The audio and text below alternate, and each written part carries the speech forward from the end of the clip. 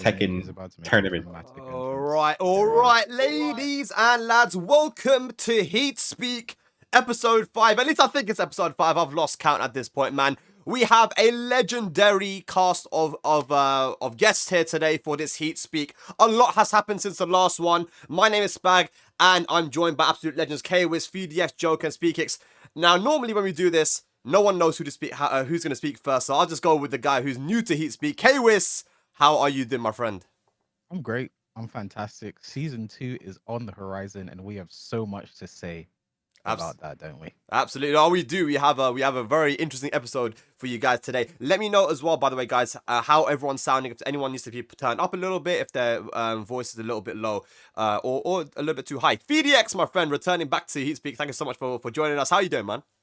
Good. Thanks for having me. Exciting time. 1 week away. Absolutely, man. JoKa, what are you saying, man?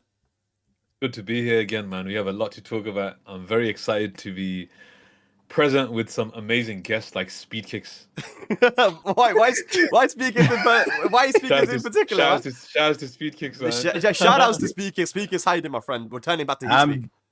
I'm doing great, man. Thanks for having me back on here. It's been quite a bit of time, but I hope we can have as much fun as we did last time. Definitely. All right, man. So as you guys can see in the topics, we're going to be going over Pakistan versus Korea, and we're going to be talking about the Tekken talk that took place, as well as season 2 all in one go, man.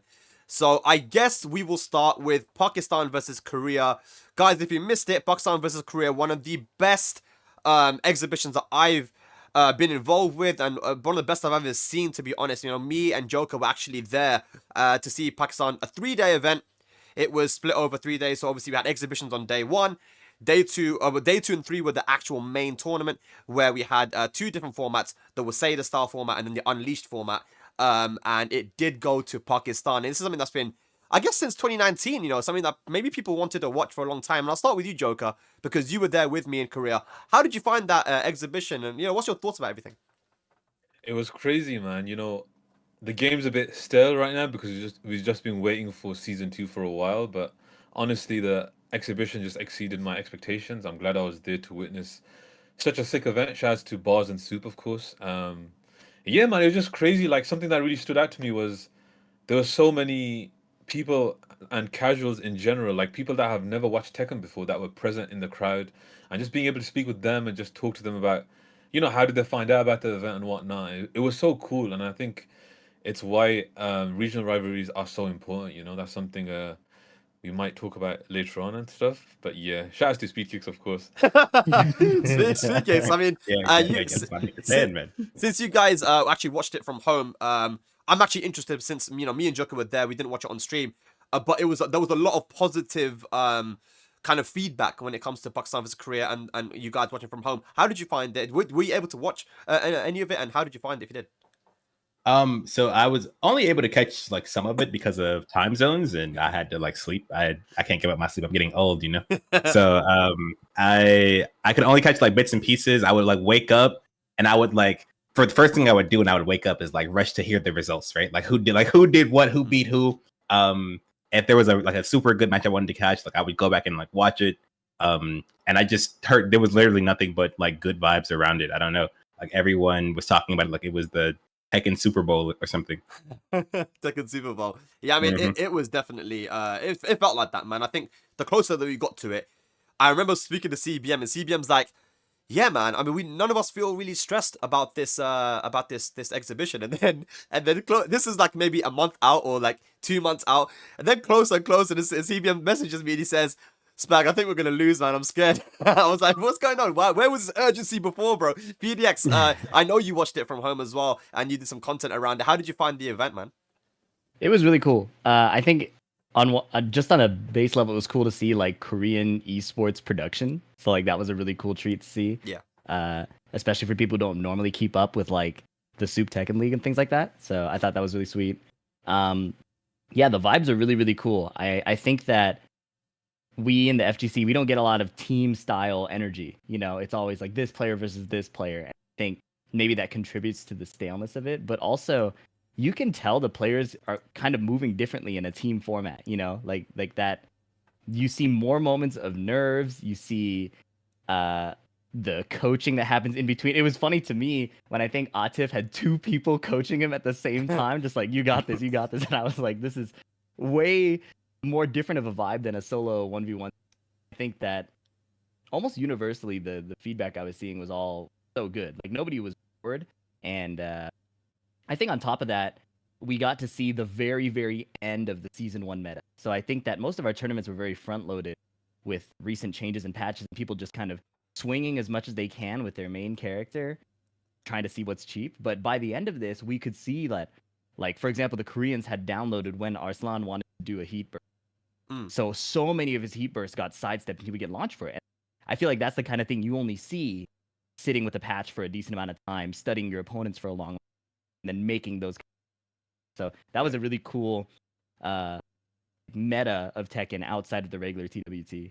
Yeah, for sure, man. I mean, seeing the level these guys were playing at, and I think that was really cool as well to see the Pakistan team because, you know, again, shouts to Bars and all the people that were involved in helping the Pakistanis to come down to Korea, because we actually got help from the government, which was really awesome for them to help, you know, get these guys visas. Otherwise, it wouldn't have been possible, man. So having 7 Pakistanis playing, we were considering to do a 10v10. And I was talking about it with Buzz, you know, should we do a 10v10? And then we're like, you know what, let's keep it a 7 because 10 might be a little bit difficult when it comes to the visas, and 7 is a bit more manageable. So at least for the first time, let's try 7v7. And it worked out really well. Kwis, I know you watched it as well. I mean, how did you find Pakistan versus Korea? You yourself have been to Pakistan. You played versus these guys in multiple tournaments. How did you find it, man? No, it was good. The whole event was sick. I think the only disappointing part for me is like the first 2 days not being really close. Like, it was kind of blowouts. And obviously, the first day of actual exhibition of team play, like that not being close was like crazy. Like, Korea was getting blown out. But when it was finally close, the final day, like that was my favorite day. I was going back and forth. Like, Numan is a demon. Yeah. I think that's the only he's a demon. He's not of this realm. That was crazy. But like, yeah, it was a sick event. People been now clamoring for more team events and stuff like that. So I feel like team event, Nations Cup reminds of us Gamers 8. You know, that was a sick event. So I think it was run well. Bars and Soup did a good job. And the only downside was just time zone. Like, that was awful to get through.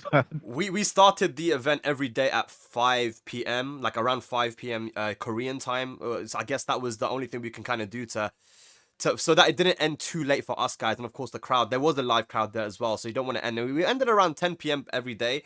And you know, I think, you know, if you're dedicated enough, man, you'll stay up and watch that shit, man. Don't worry about it, man. Bro, Kobe, you watch UFC, bro. We stay up at like 3 a.m., 6 a.m. You can't be complaining about time zone, man. You cannot be complaining about time zones, bro. But, you know, yeah, again, like you said, the first 2 days, I mean, look, Knee, the way he played, I think that was probably the biggest story of that day number 1, and maybe one of the exhibition. And I really feel like his form, he started to play a lot better in Tekken 8, not even at that exhibition, but before that as well. I mean, if he had not dropped that combo against Nobi, I really feel like he might have won the LCQ for that Tekken World Tour Finals that we had in Japan as well. I mean, he has been playing a lot better. I mean, getting used to Brian, and I had him on Heatspeak, and I said to him, you know, what changed? And he goes, I just started to okay, how do I say this? How do I phrase this so that it doesn't sound? He said he started to think less, and maybe that's because, you know, Brian is just really strong now. I mean, he has QC back 1 and Kotosaka forward 1+2. What do you guys think? You know, he said he needs. I mean, how have you guys found you know, Knee and the difference between his playstyle now compared to in like the beginning of Tekken 8? Speakers, I'll ask you. It's, and I mean, yeah, you can see, like he said, turning it, like him thinking a little bit less, right? He is hesitating less on a lot of his decisions, right? Yeah. So you go from the Tekken 7 playstyle where you can kind of let a lot of interactions pass you, and like you can take some hits and like it kind of ignore stuff and look for the big hit. When Tekken 8, the things you don't contest, the moments you don't contest, the moments you don't make a decision, they all add up against you. You have to move faster, right? You have to decide faster. You have to live with your decisions. And he historically, as a player, likes to sort of give his opponent like a little bit of time while he figures out the decisions to make. And Tekken 8 now, he's just hitting the button. If it works, it works. If it doesn't, he dies, and he's fine with that. And that's actually really cool to see as an adjustment. JoKa, do you agree with that? Yeah, and I think it's also, I remember watching the exhibition between Arslan and Nia. Was it Abu Dhabi?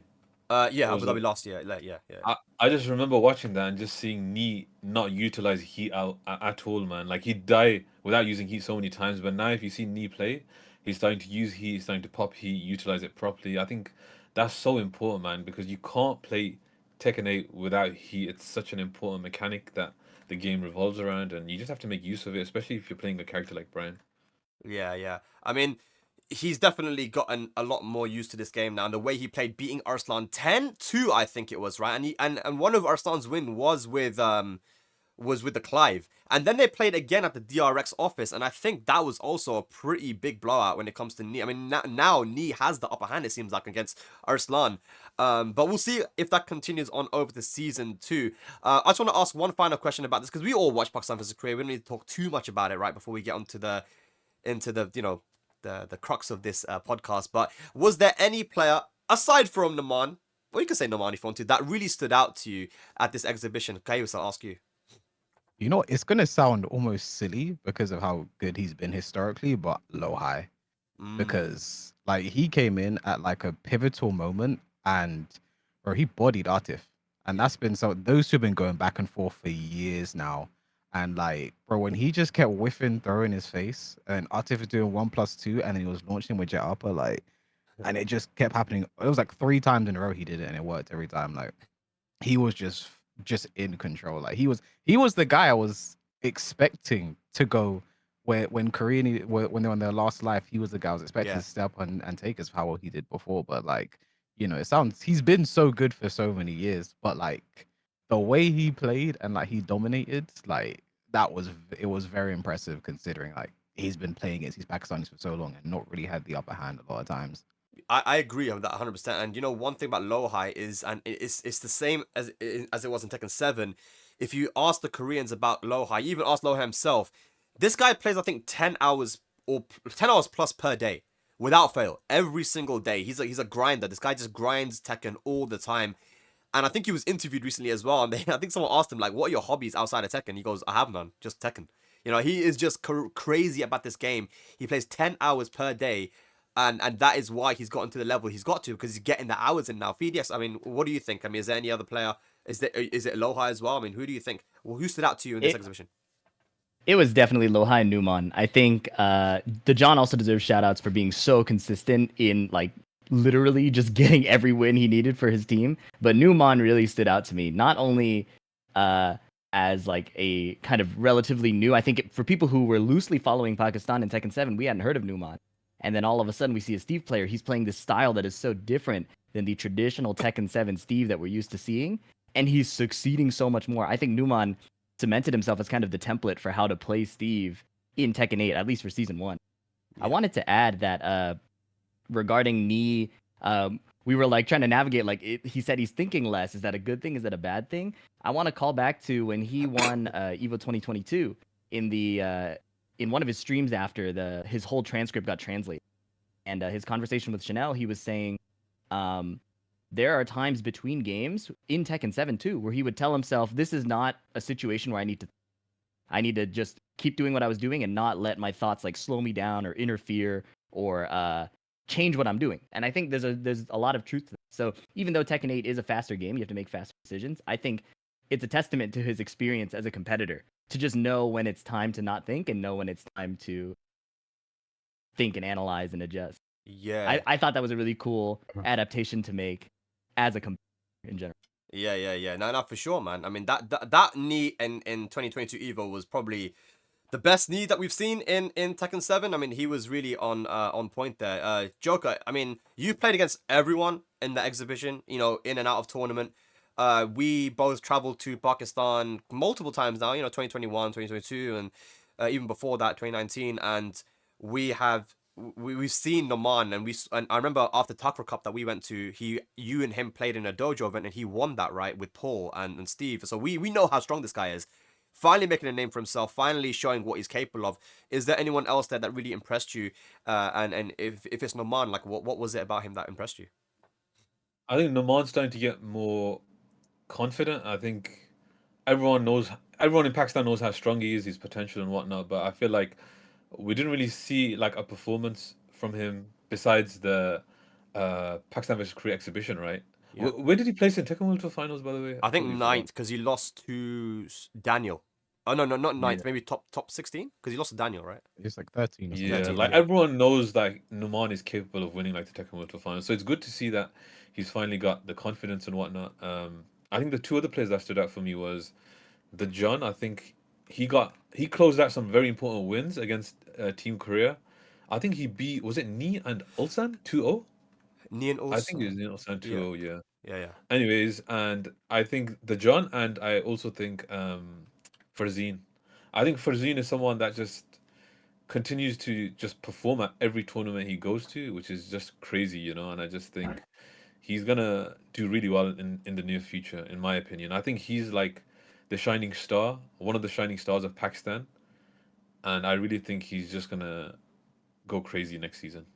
Yeah, for sure, man. For Zine, everyone doubted him. They said he's not going to be able to play the game without Akuma. You know, he's a 2D player.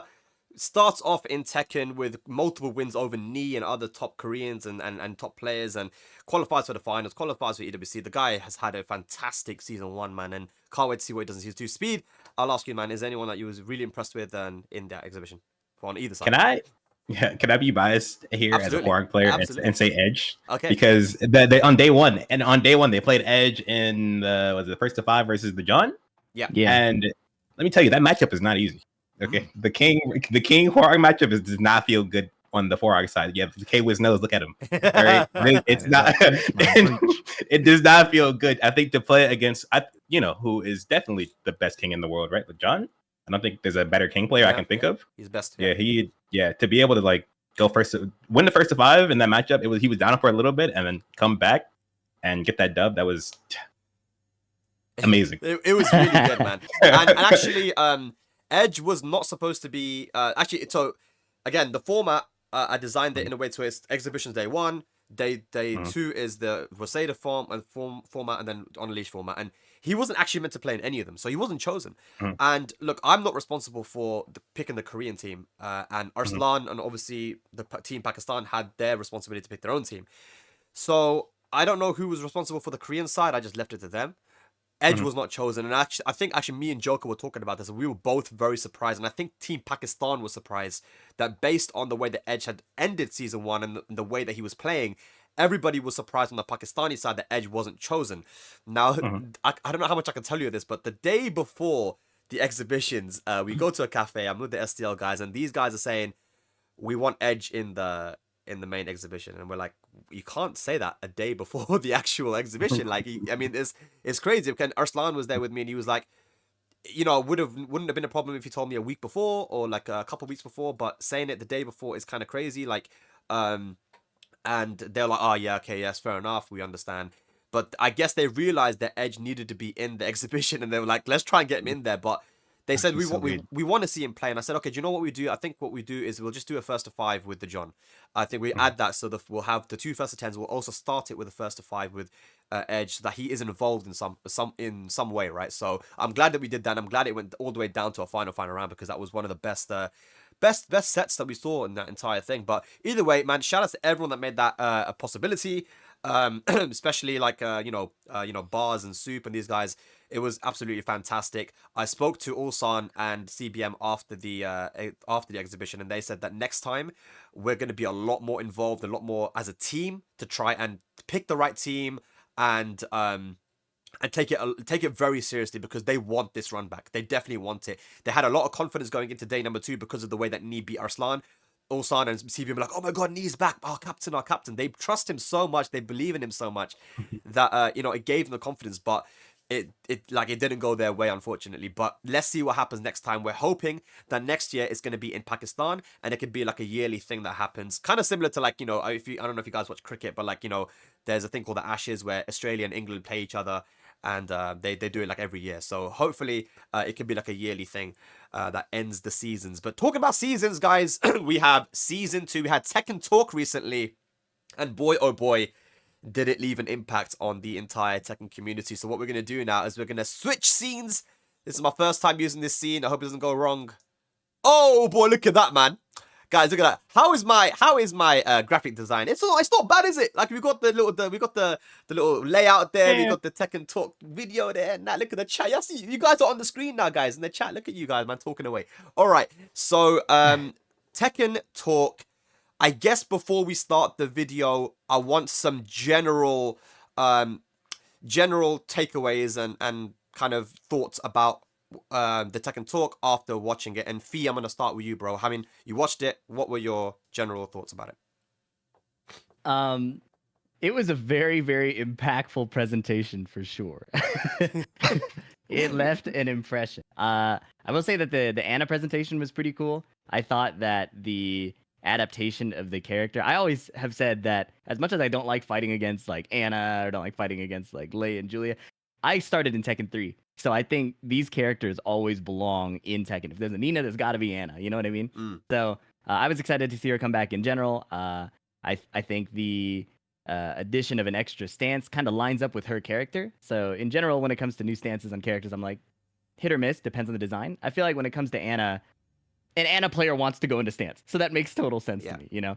And then when they started showing a lot of the character changes, especially in combination with the interview they gave before with the Evo team, I was like, okay, you can tell they're paying attention to the defensive things that we're looking for. And then I think the shock factor came from, in addition to those defensive adjustments that show kind of they are paying attention and they're in touch with what people are asking, they also added a bunch of buffs that kind of went in what we perceive to be the other direction. So again, disclaimer, we need to see all the patch notes and see how everything interacts. But it was kind of shocking to see like a bit of like a nugget of what we were looking for, and then a swing into the other direction. We were like, whoa, wait, are we buffing defense? Are we buffing offense? What are we doing? I think everybody was confused based on prior messaging.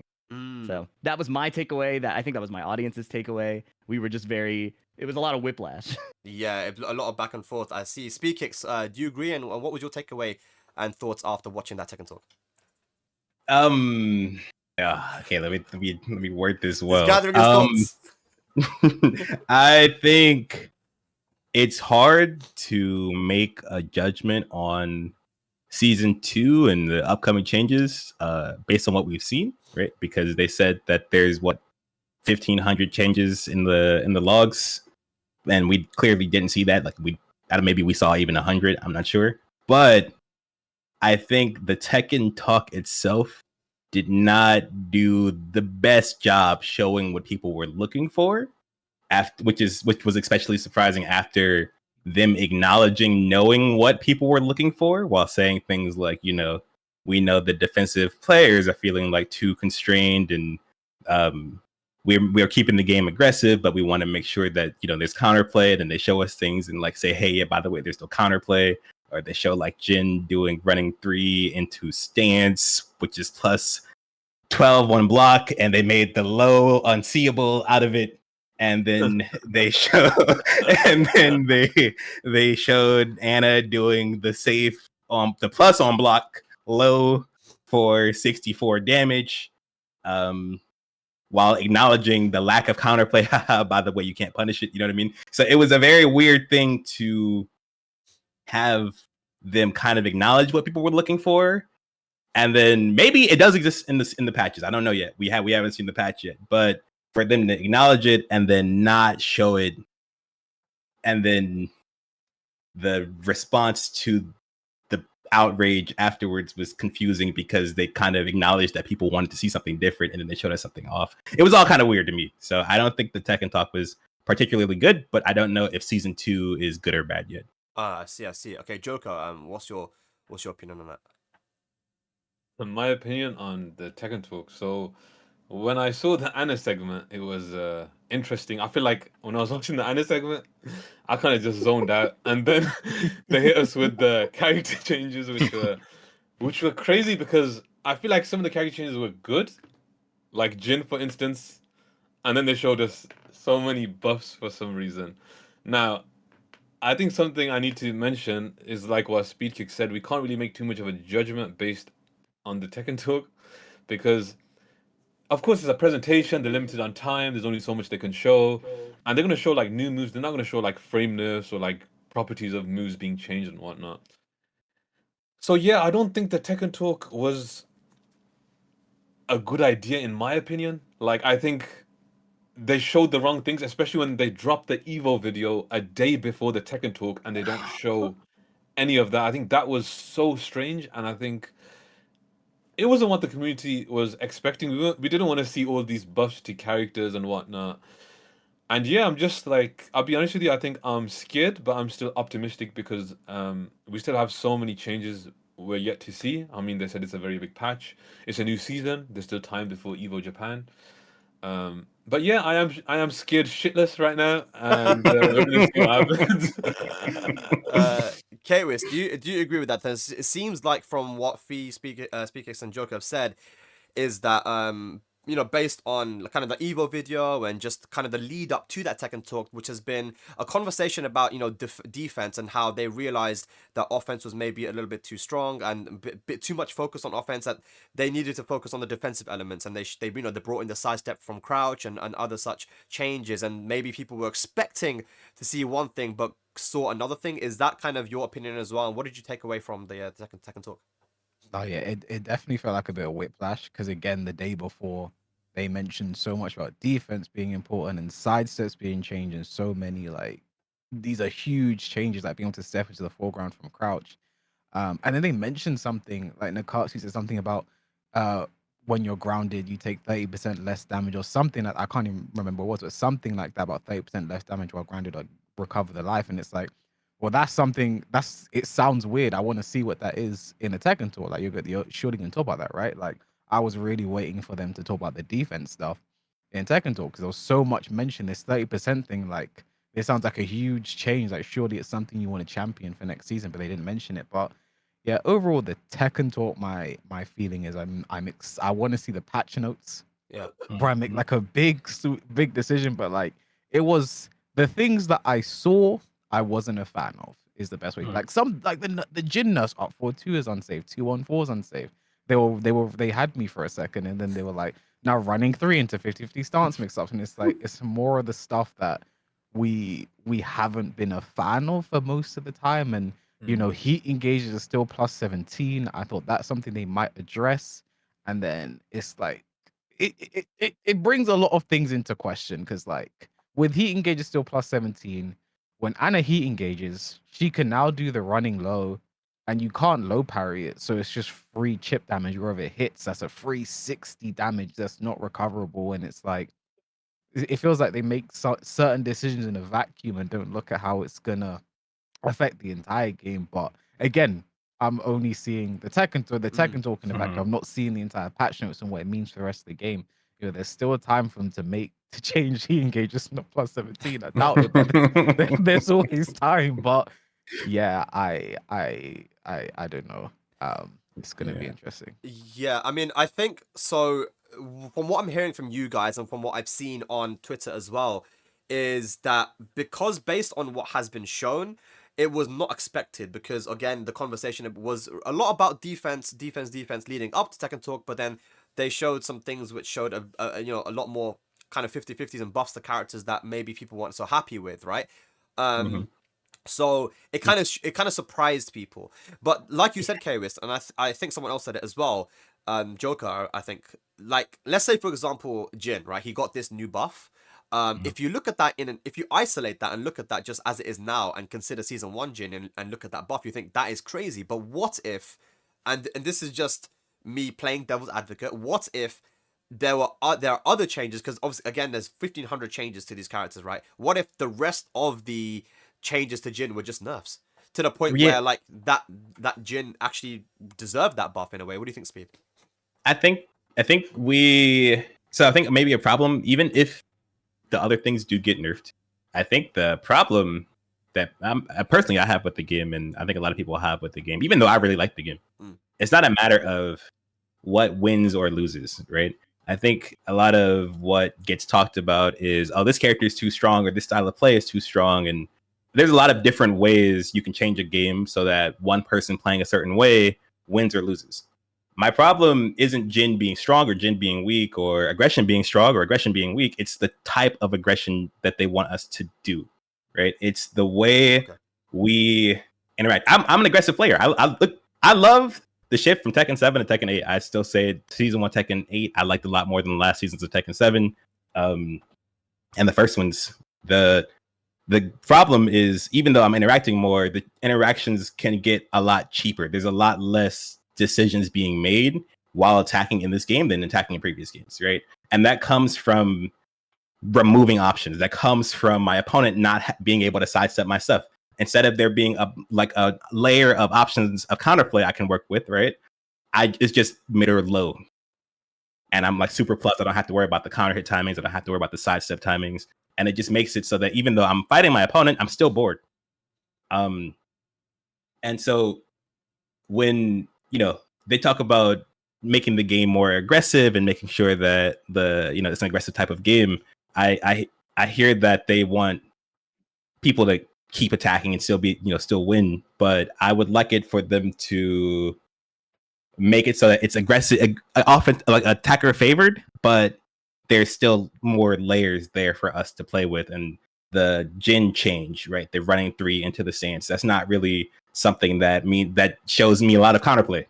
It shows me more guessing, right? It's plus 12, right? The heat engage being plus 17 on hit. It's not a lot of counterplay. Cool.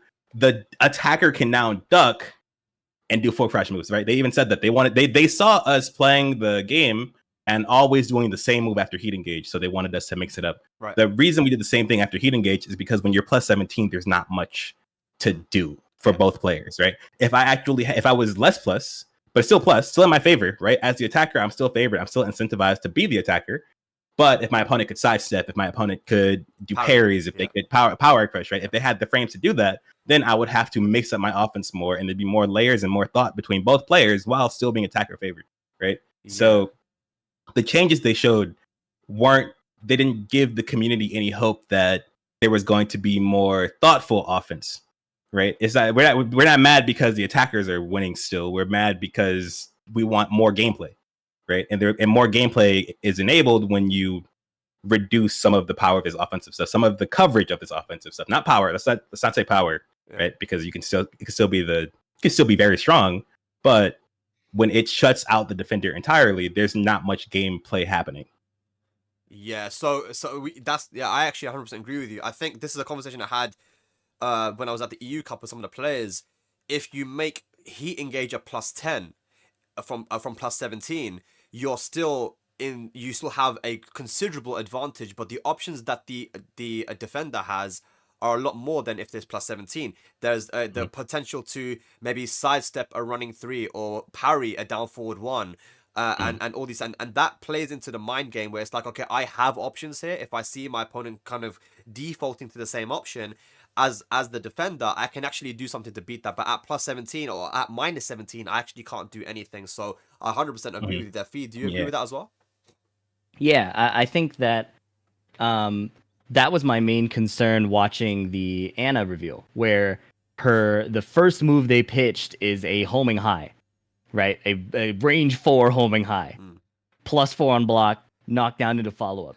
I don't care that the follow-up is like relatively low damage. I mean, it's a chunk, right? But it's not like a combo, right? I don't care that the damage is what it is. If it's higher, if it's lower, it's whatever. It's what are both players doing in the neutral game because that move exists. Okay. Right? And then to complement that move, they've given her a mid safe string that I can assume, based on them showing the first move, is that it's sidesteppable. But Tekken isn't just, are they doing the linear move? Are they doing the homing move? Let me sidestep or stand block. Are they doing the mid or the low? Let me stand block or duck. I always call back to like how I think, as much as I hate fighting him, I think Kazuya's design is kind of elegant because they made all of his moves, more or less, with a few exceptions, walkable to the left. So, especially when you look back at older Tekken, now we're playing a game on, are you sidestepping or did I get you to sit still and then do I get to mix you up? There's like these extra layers on top of it outside of just, is this the time I pick option A or is this the time I pick option B? And my disappointment and kind of, I guess, where a lot of my frustration was coming from was how it feels like a lot of the characters are turning into that Ana design, right? A lot of characters are given really, really strong option that forces you to pick one thing, alternative option that covers the weaknesses of the first thing in a very binary way, right? And obviously, again, we'd want to see is the movement much better that, you get some extra defensive options against, like, say, the mid string. They showed Jin jab interrupting the new Zafina mid string that's now safe, right? But and there might be elegant fixes there that a high level player or a upper intermediate player will be able to exploit that leads to some cool depth. But again, just from what we were shown, it felt like a very much like, here's my gigantic homing mid, here is my straight up and down mid, and now we will deal with these two things. And it felt very like the game could still be fun, the game could even be more balanced, but to me, balance isn't everything. It's like, are the interactions we're having dynamic? Are they interesting? Are they layered, deep? Yeah. And it's a challenge to try and appeal to the players trying to push that and appeal to new people coming in. But it is a challenge I have a lot of investment in hoping that they answer, because I think keeping the higher level players engaged long term is really healthy, and I think that's an important priority. Right, absolutely. Kawis, what's your thoughts on this as well? Obviously everyone's hoping that in season 2 there's going to be a few more options for the defender, just to make the mind game a little bit more complicated and a bit more fun, even if the aggressor still has a ton of options. What's your takeaway on this? Oh yeah, I completely agree, especially with like what Speedkicks said there, because it made me think of Alyssa post heat engage. What's Alyssa gonna do every single time after heat engage? Destroy a forward 1+2. Yeah. Because there's no reason not to do anything else. It's +5, it does crazy chip damage, and then you just have to block that, and now you're minus again and go from there. Like there's no, and then again, if you're in like a end of round little bit of health situation, then they just do the low, and it's like, well, of course I didn't duck. You have this mid right here. Of course I didn't duck. It's like just giving the defender options, and you get to, because again, if you look at that situation, every Alyssa player does it. You can't tell the difference between the best Alyssa players in the world, a mid Alyssa player, and someone who just started, because there's no reason for them not all to do this one move. It's so overpowered in this situation that just toning some of that down, giving us creative freedom to mix something up, or like that's what I really enjoy about Tekken, is like the layer 2. Like once you've beaten this option, how do you get to the next level? How do you stop me from there, right? Like I've stopped this. What do you do to beat me stopping this? And if you don't do it, I'm just gonna win from there. Like it's the forcing adaptation. But the way it is now, I always why he engage at +17 is I'm gonna do the same option every single time. And there's nothing you can do to stop me from doing it. Like to me, that it's just unfun at the end of the day, because I know exactly what you're gonna do. Yeah. I can't do anything about it. Like that doesn't feel fair. I see. Okay, JoKa, what do you take on that? I mean, I agree. Just to let you know, Kawis, I agree with that. Obviously, if you have a mid option which is plus and gives us chip damage and allows you to continue your offense, and there's absolutely nothing you can do about it, why wouldn't you just go for that? And if your opponent happens to duck, well, that's a lot of reward for you. But duck or not, you're getting rewarded either way. Whatever happens, you're gonna get rewarded. JoKa, what do you make about that? I guess we're talking a lot about heat engages here, but what's your thoughts? Yeah, I agree with everything that was just said from everyone. Something I wanted to talk about was like the chip part. Now they said they wanted to reduce chip, but it feels like Anna has like a whole mechanic, which is the debuff or whatever it is, which focuses on chip, and I think that's not necessarily a good thing as well, because in heat she deals more chip when she's in that debuff state as well. When the opponent's debuffed, I don't like that at all. And in general, like some of the new some of the new moves we saw are just crazy, man. Like we're seeing half screen mids that are potentially homing. We're seeing moves go into stance, which is again enhancing the 50-50 situation, like PhiDX mentioned. I'm not a fan, but again, I'm gonna wait to make my judgment until I actually try the game and lab it for myself, because I think it's important. I feel like something I said on my stream was there's a difference between reading a patch note and feeling it for yourself. What I mean by feel is like labbing it for yourself. Like for instance, Tekken 7 Season 2. I still remember when that Wallbands trailer dropped, man, and everyone was losing their shit. And when we actually played it, we were like, it's not too bad. It could have been worse. And I Bring back pray that that's Wallbands. the same case for this whole presentation. I'm just gonna wait to see what happens, but Yeah. yeah, from what we've seen so far, it's scary, man. It's scary times. Yeah, One- it's scary. Go on, sorry. One thing that also stood out to me, not just in option coverage and how that kind of these really, really strong mix-up situations, especially off the heat engage, kind of force a very stale mode of play. I also felt that when they were showing the character changes, the two things that kind of also felt restricting were the emphasis on attack that goes into stance and then stance offense. And then we gave the Jin example. It's not just that the running through goes into stance, it's that they make his low less reactable, 24 to 21. It's that Azucena now gets the full crouch low that's +5 in the stance. She has a frame trap option. She probably has a tracking option, right? Like the way that game is being pushed is in this very stance heavy direction. I asked a question like a thought experiment, like if I'm the kind of player that doesn't want to use stances, doesn't want to use like a buff or an install, who do I pick? And the only answer I think was like Kazuya. And he is a very high execution character, right? So I think that there is obviously, to the people that it appeals to, it's going to be pretty cool because like you can pick up any character. They're going to have this very clear flow of find my big hit, go into stance, push my offense. But it feels that that's becoming maybe the only way to play.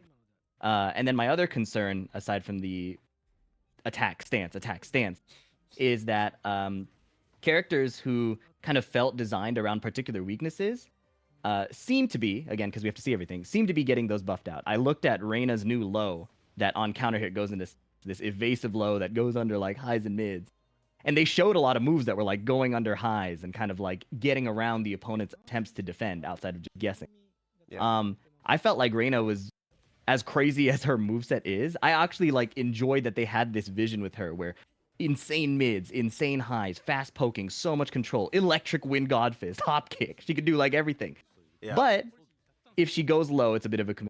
And I kind of like that exchange. Now it feels like, again, we don't know how this new low works fully, but just the idea of a low that is kind of evasive. It looks like she can poke from far away. It leads into stance off. I felt really weird about changes like that she can heat smash twice from Heaven's Wrath with a new low. It felt like they saw this weakness, and to help people who enjoy Reyna but didn't figure out how to navigate that weakness, they started patching it up. And that general trend, I think, is how we get a lot of power creep. We get a lot of eventually frustrating designs. That's the biggest thing that concerned me, was the idea of seeing a character's weakness and patching it over. You know? Yeah.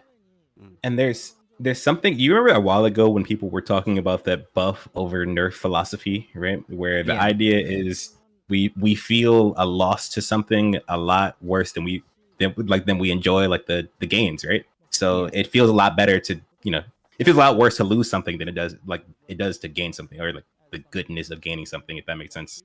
I feel like there's a lot with that when it comes to trying to from Bandai Namco's perspective, right? They want to appeal to people when they make these Tekken talks, when they show off this stuff. They come up with these new ideas. They want the game to look cool, so they're like, "Hey, here's this new thing you can do." But something I think I would really like for them to understand is when you show off something new, that as a buff, a new move, something that removes the counterplay from your character, right? It's actually more of a gameplay removal than it is an addition, because they are showing the rest of us who don't play that character everything we can't do now, right? Right. And on the other side, if they were to show us, oh, hey, you can step this move now, right? Maybe, okay, cool. If you can step Demon Paw easier, right? Let's say that. The Jin players get a little bit more upset, right? Okay, cool. Their move got a little bit weaker, but for the rest of us, we're seeing more gameplay. Yes. Okay, before, when that move came on the screen, I just had to block. Now I can do this or that, right? It's an addition for us by nerfing the move, right? So it's the way the game works. A lot of the super strong stuff, they shut the opponent out of the game. So when they show us counterplay, when they give us new counterplay, when they give us new defense, they're actually showing the rest of us a lot more new additions to the game. Right, absolutely. I think that's why the sidestep from crouch mechanic that they introduced was a very good one. I think because that does give everybody else more options. Let's say, for example, Asuka is a great option there, because if you're on P1, if she does down back 3, if you try to, the only way you can sidestep was left. If you sidestep left, you're gonna get hit by another down back 3. Now you can be on both P1 and P2, and if you can sidestep right no matter what, and you'll be able to sidestep a second down back 3. It prevents her from being able to loop that offense, right? So even though that actually provides us as the defender more options, and I guess what you're saying is, if you nerf the demon paw, then it makes the Jin player have to think a little bit more. You know, it's not a do all kind of move, and I have more options as a defender. So sometimes in Tekken, less is more, and that's why nerfs, and that's why the community has been asking for nerfs, right? I believe that's kind of what you're getting at, right, Speed? Yeah, exactly. It's not about the power or I can't win against Jin. I can win against every Jin anyway. The problem is that there's very little fun things to do while fighting the Jin, you know? Yeah. So I think if they showing off nerfs, showing off new counterplay, it's showing off new toys for the rest of us as opposed to just the guy who plays the character. Absolutely. Okay. Yeah. So I mean, thanks. Yeah. Given that was everyone giving their kind of initial thoughts on the Tekken talk. I just want to go over it. Like, I have all the timestamps there, so I kind of want to go through things, chronologically and talk about it with you guys, right? So we've kind of got a little bit of general thoughts, but I actually want to go into things a little bit deeper and give a little bit of news to those of you guys who maybe didn't get to see the entire Tekken talk. So first of all, I want to say a very, very, very positive change to the Tekken World Tour, which they announced. And guys, don't worry, we're gonna go into the gameplay too. I got all the timestamps, okay, guys. But let's talk about this quickly first. Tekken World Tour has announced that now tour registration is possible for every person, no matter what country they're in, and I think that's such a huge, huge change because again, ever since 2017 when Tekken 7 came out, I've known of players from certain countries that are so passionate, that are just, they're crazy about Tekken and haven't been able to I guess compete, right? So as you can see here, now it doesn't matter where you are, what country, what nationality, what residence you have, you are going to be able to sign up for the tour, and it's amazing, especially considering some of the drama that we saw from last year. Now, they did announce also, of course, there are going to be some issues with some players because of the country that they're in. Sometimes I guess there's going to be some economic sanctions, and that is absolutely outside of the control of Bandai Namco. So when it comes to prize money, it might be a bit difficult for them to receive that. But this is still a very, very positive step. And I've even spoken to some people from countries that were banned, regions that were banned, and they said, you know what, look, we're just happy that finally we can actually compete. So lovely to see that. And I think all of you guys, I'm not going to say anything against that, right? I mean, this is really cool. But there is something that I want your opinion on when it comes to Tekken World Tour, and it's this right here. A major change in regulations each tournament now for coaching. And I know, Speedkicks, you are a big driving force behind the coaching conversation. Now, they've made a change. Coaching, each tournament may establish its own rules. If not specified specifically, then coaching must happen one time per match and only after a player loses the game. And only 1 minute and one coach. And so I mean, what do you guys think about that? All of you guys are competitors and stuff. You've all competed at big tournaments. Kairos, I'll ask you, man. What's your opinion on the coaching changer? I think there just needs to be regulation at the end of the day, regardless of how you feel about it. If it's gonna happen, there needs to be regulation. Like I think the big tournament that I think kind of kicked off the discussion was CEO. And that was mainly because, like, in CEO, because of the ring, the players had to get up and then walk over to their coach and then listen and then get back up and walk. So that did add a lot of time. Yeah. But yeah, I really like the rule, like, only after losing, because we did see so many times, like, players win a set, then someone comes coaching, then they lose and they lose the next game, and then from there. So like, I think that's a good change. Yeah, I've never had like a huge opinion on it. Like, I guess JoKa's up there. Me and JoKa, we coach each other a lot when we play in tournament.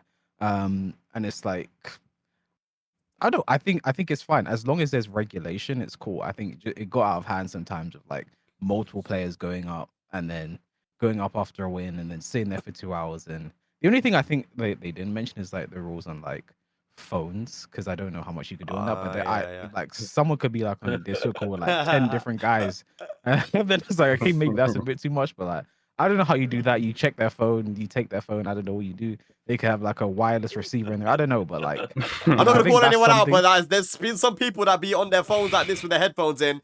Certain players. I'm not gonna call them out, but I see you guys. I'm just saying, man. But like, it's also interesting because they said each tournament can have their. So that could a tournament ban coaching if they wanted to? Yes, each one may establish them. So they can, yeah. You can establish your own rules. If you don't want coaching, you can ban it. And I do believe that that's probably the direction they're going to go in. JoKa, what's your opinion on coaching? I don't think I've actually asked you this before. I think it's a good change. I think they need to regulate it better. Like in some tournaments that I've competed in, I remember like when the opponent's getting coached, they've had like 2, 3 different coaches per set. I'm just like thinking, is it supposed to be one coach, one designated coach per set? So yeah, I think it's good that they're, kind of clamping down on it. I think it's important, and I agree with what Kaywa said. And it's so important that you coach someone after losing the previous set. I don't know Yeah. why there were some coaches that would coach their opponents after winning. Like that makes no sense. Let them focus. It's not about you, it's about them. Let him focus. Yeah, let the player play. And yeah, I think eventually it will get banned in due time. Um but yeah, I think one big issue I have is the phoning part, because I'm not gonna lie, yeah, I'm just gonna call people out. Americans are always on their phones, on their earphones, and Speedkicks, are they in your Discord? they're probably yeah, Yeah. they're in They're in Speedkicks Discord. Discord. I'm telling you, it's in So- Speedkicks Discord. They're in Speedkicks Discord, probably getting coached by Speedkicks and Tone and PhiDX. Like, how do you regulate that? That's what I don't understand. Speakers, what do you think about that? Oh my god, I'm so happy, bro. When I saw that slide, I like just got out of my chair. Like, I I mainly do like tech and coaching and stuff, right? So like that's like my main contribution. Yeah. And I think the mid set coaching thing is so dumb, like for multiple reasons, right? I just think it's not good for competition. I think it's not good for the spectator. I don't think it really enriches the experience as a player. All it really does is let you get some help when you in the 1v1 game you're playing, which is very weird to me. So all around, I think it's a good change, and I know it's going to be really hard to regulate generally, right? So a complete ban of coaching would be very difficult, I think, for anyone, because like for any tournament, because how do you handle the guys off stage? How do you handle the crowd screaming? How do you handle phones, right? But this kind of regulation is really good for it, I think. Yeah. Phi, what do you make, man? What do you think of it? As someone who benefits heavily from mid-set coaching, I completely agree. I think that any step to regulate it or even outright remove it is something I'm in favor of, especially as I've done more like streaming the events and kind of spectating. I think the pause on the gameplay is actually kind of a big deal. I think that it's easy to downplay once or twice, but really when it happens every single time through the top 8, it kills the flow. There's also a lot to be said about the huge comebacks we've seen. The Yagami versus Chanel, the exhibition after the Pakistan versus Korea, where Numan fought Lohai. Numan fought Lohai in the Steve Mirror, and from down to 5-1, I think he pushed for an almost full comeback to final round 6-6. These things happen less, I think, with more coaching. You get to see less of these big swings or kind of noticeable, perceivable adjustment points when there is an extra cognition feeding you the things to lock in on, right? I think it's definitely a good thing. There's nothing new I have to add except for the fact that I'm happy to give it up for the sake of a better we've been experience. abusing it. Oh my god. Bro, PhiDX in Tekken 7 was great. He played Noctis. He had like 3 modes. I just had to tell him what mode to be in, and he'd win the whole tournament. What were those modes? Forward Bro, 1+2 mode, forward 1+2 mode, forward 1+2 Evo mode, basically. Basically, yeah. You know? There was a mode where he didn't press a button. There's a mode where he played long range buttons, and a mode where he played up close buttons. And then I could just tell him when to switch into those against the guy he was playing. He just win every time. Nice. It was insane. Yeah, I mean, like Final Fantasy. even as a commentator, I can say that oftentimes I see other commentators, and I've been guilty of this in the past, and I've stopped doing it now, where let's say someone loses really badly in game 1, but then he gets coached, and in game 2, they're like, damn, what did he tell him? And sometimes I don't think they told him anything. I think more credit needs to be given to the player when a comeback is made. Like, imagine you guys are in this situation, and all you guys watching at home, and you guys on the panel here, like you're in a set, you just got your ass handed to you. You already know what to do, but someone comes up to you and says, "Hey, relax, man. You're looking a bit stiff. Just enjoy yourself. You got this. You're a strong player." And they go off. No coaching. There wasn't any specific Tekken coaching, right? But then he kind of calms down, and then bodies the person 6 rounds straight. But then the commentators are like, oh, I wonder what that guy coached him. The coaching definitely worked. We have no idea what was told to the person playing, but we're giving credit to this guy that just went up there and said, hey, calm down, man. So I think even as a commentator now, I'm definitely I'm not giving credit to coaches when they go up and say stuff. I'm like, man, that was an amazing comeback by the player. At the end of the day, the coach can't play for you, right? So even if there was coaching given, some advice, the person still have to implement it. So as a commentator, I'm definitely just kind of giving the player the credit there, man. But yeah, I think that we're all on the same page here. I think there's a great change, you know, at least if they are going to do a blanket ban of coaching, this is a good first step towards that, where they allow the tournament organizers to kind of make their own rules about it. So good stuff there. There is something that I don't really have an opinion on, but I want to know what you guys think, and maybe some other people are going to be a little bit confused about it. But there was a change in regulations as well when it comes to the VSync. I mean, in version 2, a vertical VSync on and off setting will be implemented for PS5. What do you guys make of this? I guess it's a case of like, so the way it's worded makes it seem like VSync has always been on. Like that is It how is. the standard's been. VSync has always been on. Yeah. And they're leaving it on. So to me, it's like, okay, I guess that's nothing's changing, Yeah. right? But then I also want to see how it feels without the VSync. Are we going to get even better input? Like, is input like going to get better? Like, is it going to be more improved? But I guess for now, they're like, we don't want to do anything too crazy that's going to alter tournaments or like mess up the stream, you know, because it could add lag with the capture cards and everything. So we're just gonna leave VSync on for now, test it, see how it goes. I think that's a fine way to do it. Yeah, I know that VSync on gives it a bit more input lag, and with it off, I mean, it's a different game almost, I mean, especially considering the way that the Koreans talk. And I know at Red Bull Golden Letters, someone, and I don't know who it was, I had VSync on, I wanted to keep it on, that was the rule. I think someone in JoKa's match, before the match, turned VSync off, and there was a bunch of screen tearing, and then, like, obviously there was less input lag. I think you lost, right, during that game. I'm not sure. Do you remember? I didn't want to complain during the set, Yeah. so I complained after the Who set. was it? Who'd you play? Who I played Shonen, I think it was. He was hitting me with Jun's down back too. I'm like, I swear I react to this normally, man. What's going on?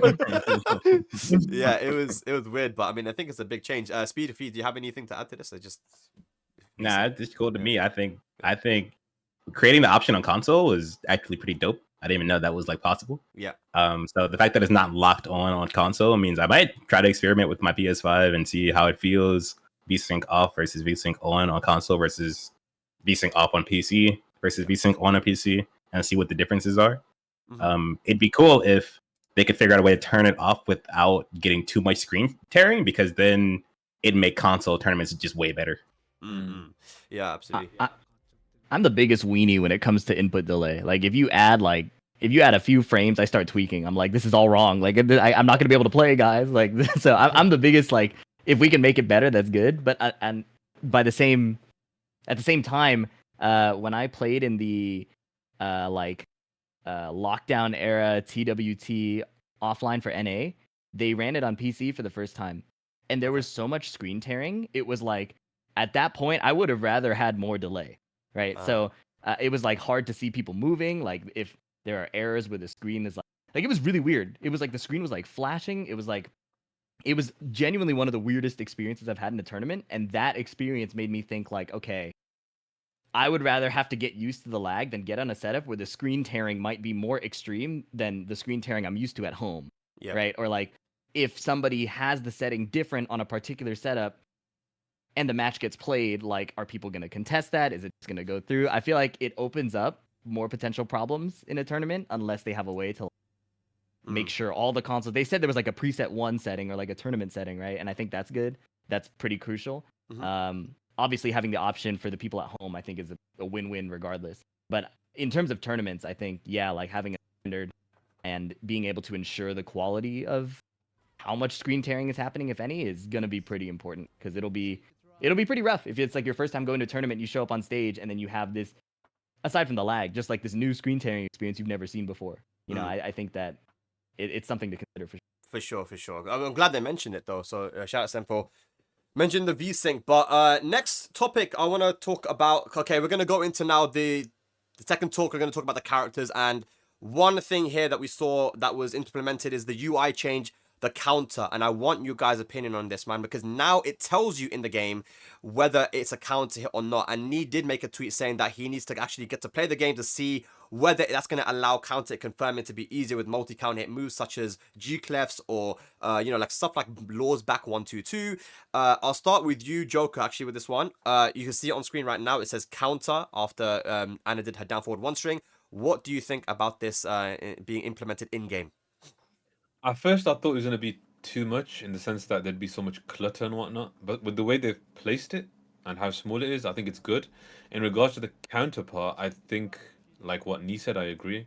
We need to try for ourselves. I think that's the most important thing.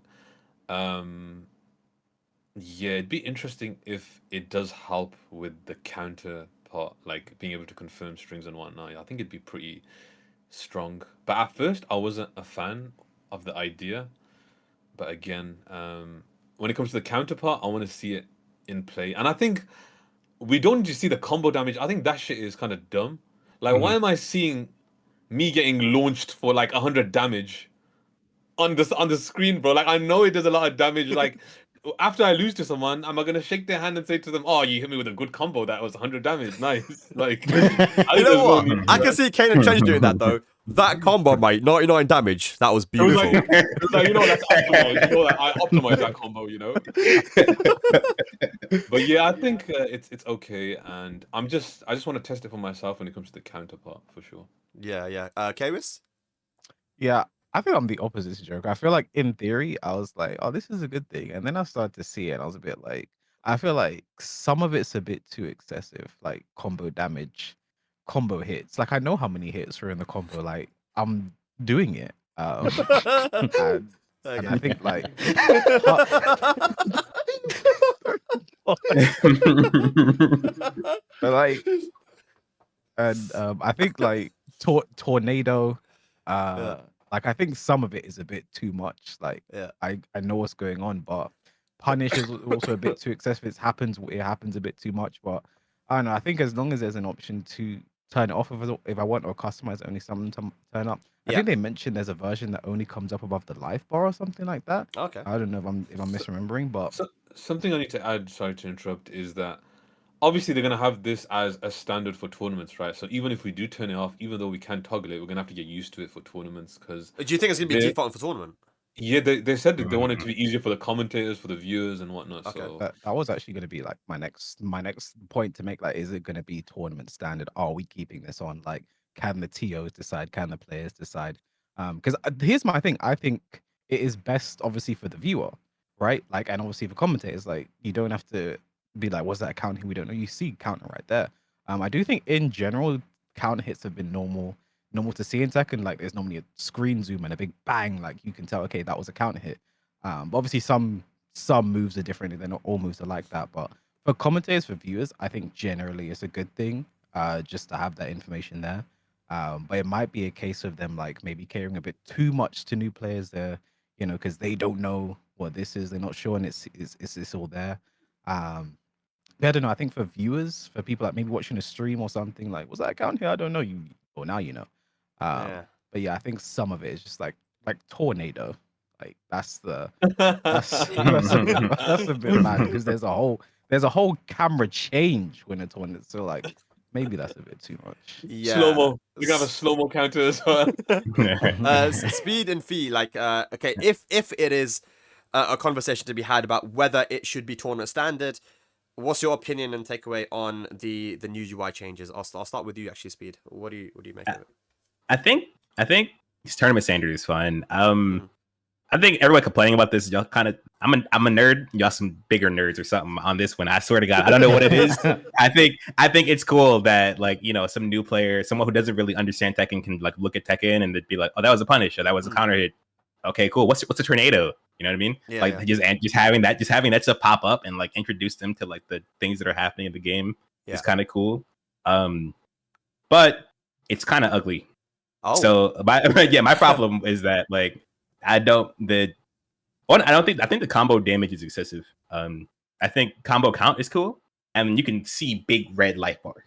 Those numbers don't really mean anything to anyone who doesn't know Tekken already enough to understand that someone's getting comboed, right? So I think the damage is excessive. The way the color for the combo counter and the combo damage are like so different is also weird. It's like too focused when you're doing the combo. So I think that's the only problem. But the concept is cool to me, and I think if it makes counter hit confirming easier, like whatever, it's fine. I think.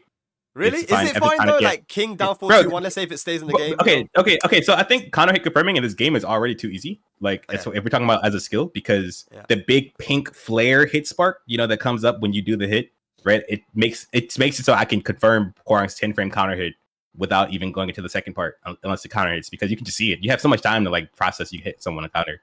So if you know to look for that, it's just a little marginally easier to look for the word counter on screen. Maybe you weren't a nerd who looked at the difference of the hit sparks. You're just looking for the word on the screen. It's the same thing. Okay. So it's a similar situation for you, just a bit easier and maybe a bit more accessible. Feed, what do you think? Big nerd checking in here. I had a lot of thoughts about this. Yeah. Right at the beginning when they talked about it, I put out a video. Actually, before they even announced it, I put out a video saying like Tekken doesn't need this. And it started because there was like a tweet conversation about Brian doing a combo and then getting flashed after. And people are saying, why does Yoshimitsu get this punish? And then people did it frame by frame on that tweet, and it showed the big counter hit spark. So he mashed after, and Yoshimitsu just got a counter hit flash. And yeah. So I talked about it, how the counter hit spark has already given us everything we need and more. If you even go to like older Tekkens, it was super hard to counter hit confirm things. Like the camera might not even zoom in, you know? And I talked about it from the perspective of, I think it's cool to, if the game pushes competitors to like get faster and like become sharper in those things, that kind of improvement is really cool to me. So at first I was super against it. And then when they actually demoed it, so like in the Asuka versus Reina showcase in the Tekken talk, right away in the first round at like 58 seconds, Asuka hits a counter hit forward 2. The pink spark is almost going away, and then the text. Okay. So from a counter hit confirming standpoint, I think the developers actually really thought about this, and they were like, we want this to strictly be beneficial to viewers, right? And I think that was a pretty cool thing right away that immediately shifted my perspective. I also come from that like kind of old Tekken mindset of like, I loved how minimal the game looked compared to say like Anime Fighters or things like that. I knew exactly where to look. I was concerned that on-screen text would make me not know where to look after, right? Or like I'd get distracted by all the clutter. But then I saw that they put it on the side and kind of high up, so it was like somewhat reasonable. So every time I looked at it, I felt better and better about it as time on. I agree that the combo damage is a little too much information. Like we can see health bar going down. We judge the distance. Yeah. I think that makes sense to maybe tone down on that. Combo hits, I also think is a bit excessive. Kaywa said, I'm doing the combo. I know how many hits I'm doing. Me personally, I forget. So it's going to help me. But I also think, you know, you could go either way with that one. But I think, especially after having worked with so many people who have just started in, things like Punish will really help a lot. Things like Tornado, you would be surprised, especially if you're a Tekken veteran, how with so many things happening on the screen, your opponent doing so many things, you're taking in all this new info. Even like the stages have more visual information than they used to. It can be easy to just, your brain will gloss over the fact that the camera zoomed in and sound, you know? So I think those tiny things I've become more in favor of as I saw how they implemented it. I do hope they clean it up. I do hope it like stays out of the way, just because I do prefer that minimalist Tekken vibe and look. But yeah. I think it's not as bad as I personally thought it was gonna be. I was like dooming about it. You guys, like, we don't need this at all. Keep it out of Tekken. And then I'm like, it's okay. It's it. I do wonder if it's going to make a difference for the multi-hit moves, like Nee was saying, like the back 1-2-2, which is quite delayable and confirmable. So even if the back one is on hit, you know, honestly, sometimes I can't tell if Law's back one is a counter hit or not. And it always impresses me when people confirm that, because it's not very easy to tell visually. But if I really do feel like the back 1-2-2 might be a lot easier, and moves like that. Sorry, Rip, I'm not trying to just like I'm not trying to just single out Law, right? But I think that honestly there might be some characters that have a lot of time to delay their string or confirm their counter hit, that if the counter thing comes up, it just makes it a lot easier. I think it's not a bad thing. I think it's fine, but it's just something to consider. Talk about something to consider, though. We have Anno that is shown that she can actually apply a debuff to other characters. This is something completely new that has not been seen before. As you can see on screen, guys, a new stance into 2-2-2, and once the I think one of the Katsu does it, you'll see here that there is a purple aura around the character, around Nina, on her character's picture on the top corner, and as well as her body. You can visually tell that there is a debuff. Now, what this debuff does is that it allows Anna to deal chip damage with every move she has, including jabs. And we know that Anna has a lot of jab strings, and a lot of ways to be able to deal chip damage with strings, right? So I want to know what you guys think about this debuff, and this might be something they're trying to do with other characters as well. They're kind of maybe experimenting a little bit here. JoKa, I'll start with you, man. What do you think of this debuff from Ana? I think it's a fantastic change, just keeping the game fresh. They're adding something new. I think it's good that we have something new in the game. No, I'm joking. I think Oh, you're joking? Okay. I don't like it. They need to they need to change that, in my opinion. I don't like what they're doing with that, and I think they mentioned in Heat she does more chip, which is I'm not a fan. I'm not a fan, honestly. Again, they did talk about before. They wanted to nerf chip damage and whatnot, and then they got this new debuff state, which is amazing. I don't know. Again, I'm just gonna wait until I play for myself, but it doesn't look good. That's what I'm gonna say. Okay, Kobe, Kabis? I like that's my main thing is like they mentioned we're gonna tone down chip damage. We understand. We saw ETC finals. Like we understand how annoying chip damage is. And then Ana comes with a debuff that applies chip damage to everything. Like, and she could do it on block. You block the string, and then everything. Like to me, it's like the direction is confusing because why say that and then give her a debuff? Kavis looks like he's in the debuff right now, bro. Look at his camera. Kavis got debuffed. Bro, like, I could talk about it. I have the debuff right now. Like, Guys, it sucks. I don't. It's terrible. Like, I don't understand. And I think what JoKa said is right. Like, like eventually this is gonna come to more characters. Like, this is how they did it in Tekken 7. Like, Geese was the first character to get a wall bounce. Then everyone gets wall bounces. Falcon Ram, Lidio, the only ones to have guard breaks. Steve had a guard break. How many characters have guard breaks now? I feel like this is the first step for characters that have more debuffs that deal with kind of chip. And it's like, well, why say in the first place we want to tone down chip damage, and then Ana comes with this? But I just want to say, what if this is actually just like an Ana specific thing, or just a couple of characters that may have weaknesses in other areas? Yeah. But their thing is that they can deal chip damage by applying this debuff. It's not going to be a universal thing, but if it's like an Ana only thing, I think that's really cool, actually. Speedkicks, what do you think? Yeah, so that's what I was thinking the whole time. I'm not inherently against this idea of characters applying debuffs that do chip damage, right? My main issue, because I played like 2D fighting games, and there's a lot of 2D fighting games where characters have like unique mechanics, like they just game defining mechanics on one character alone, right?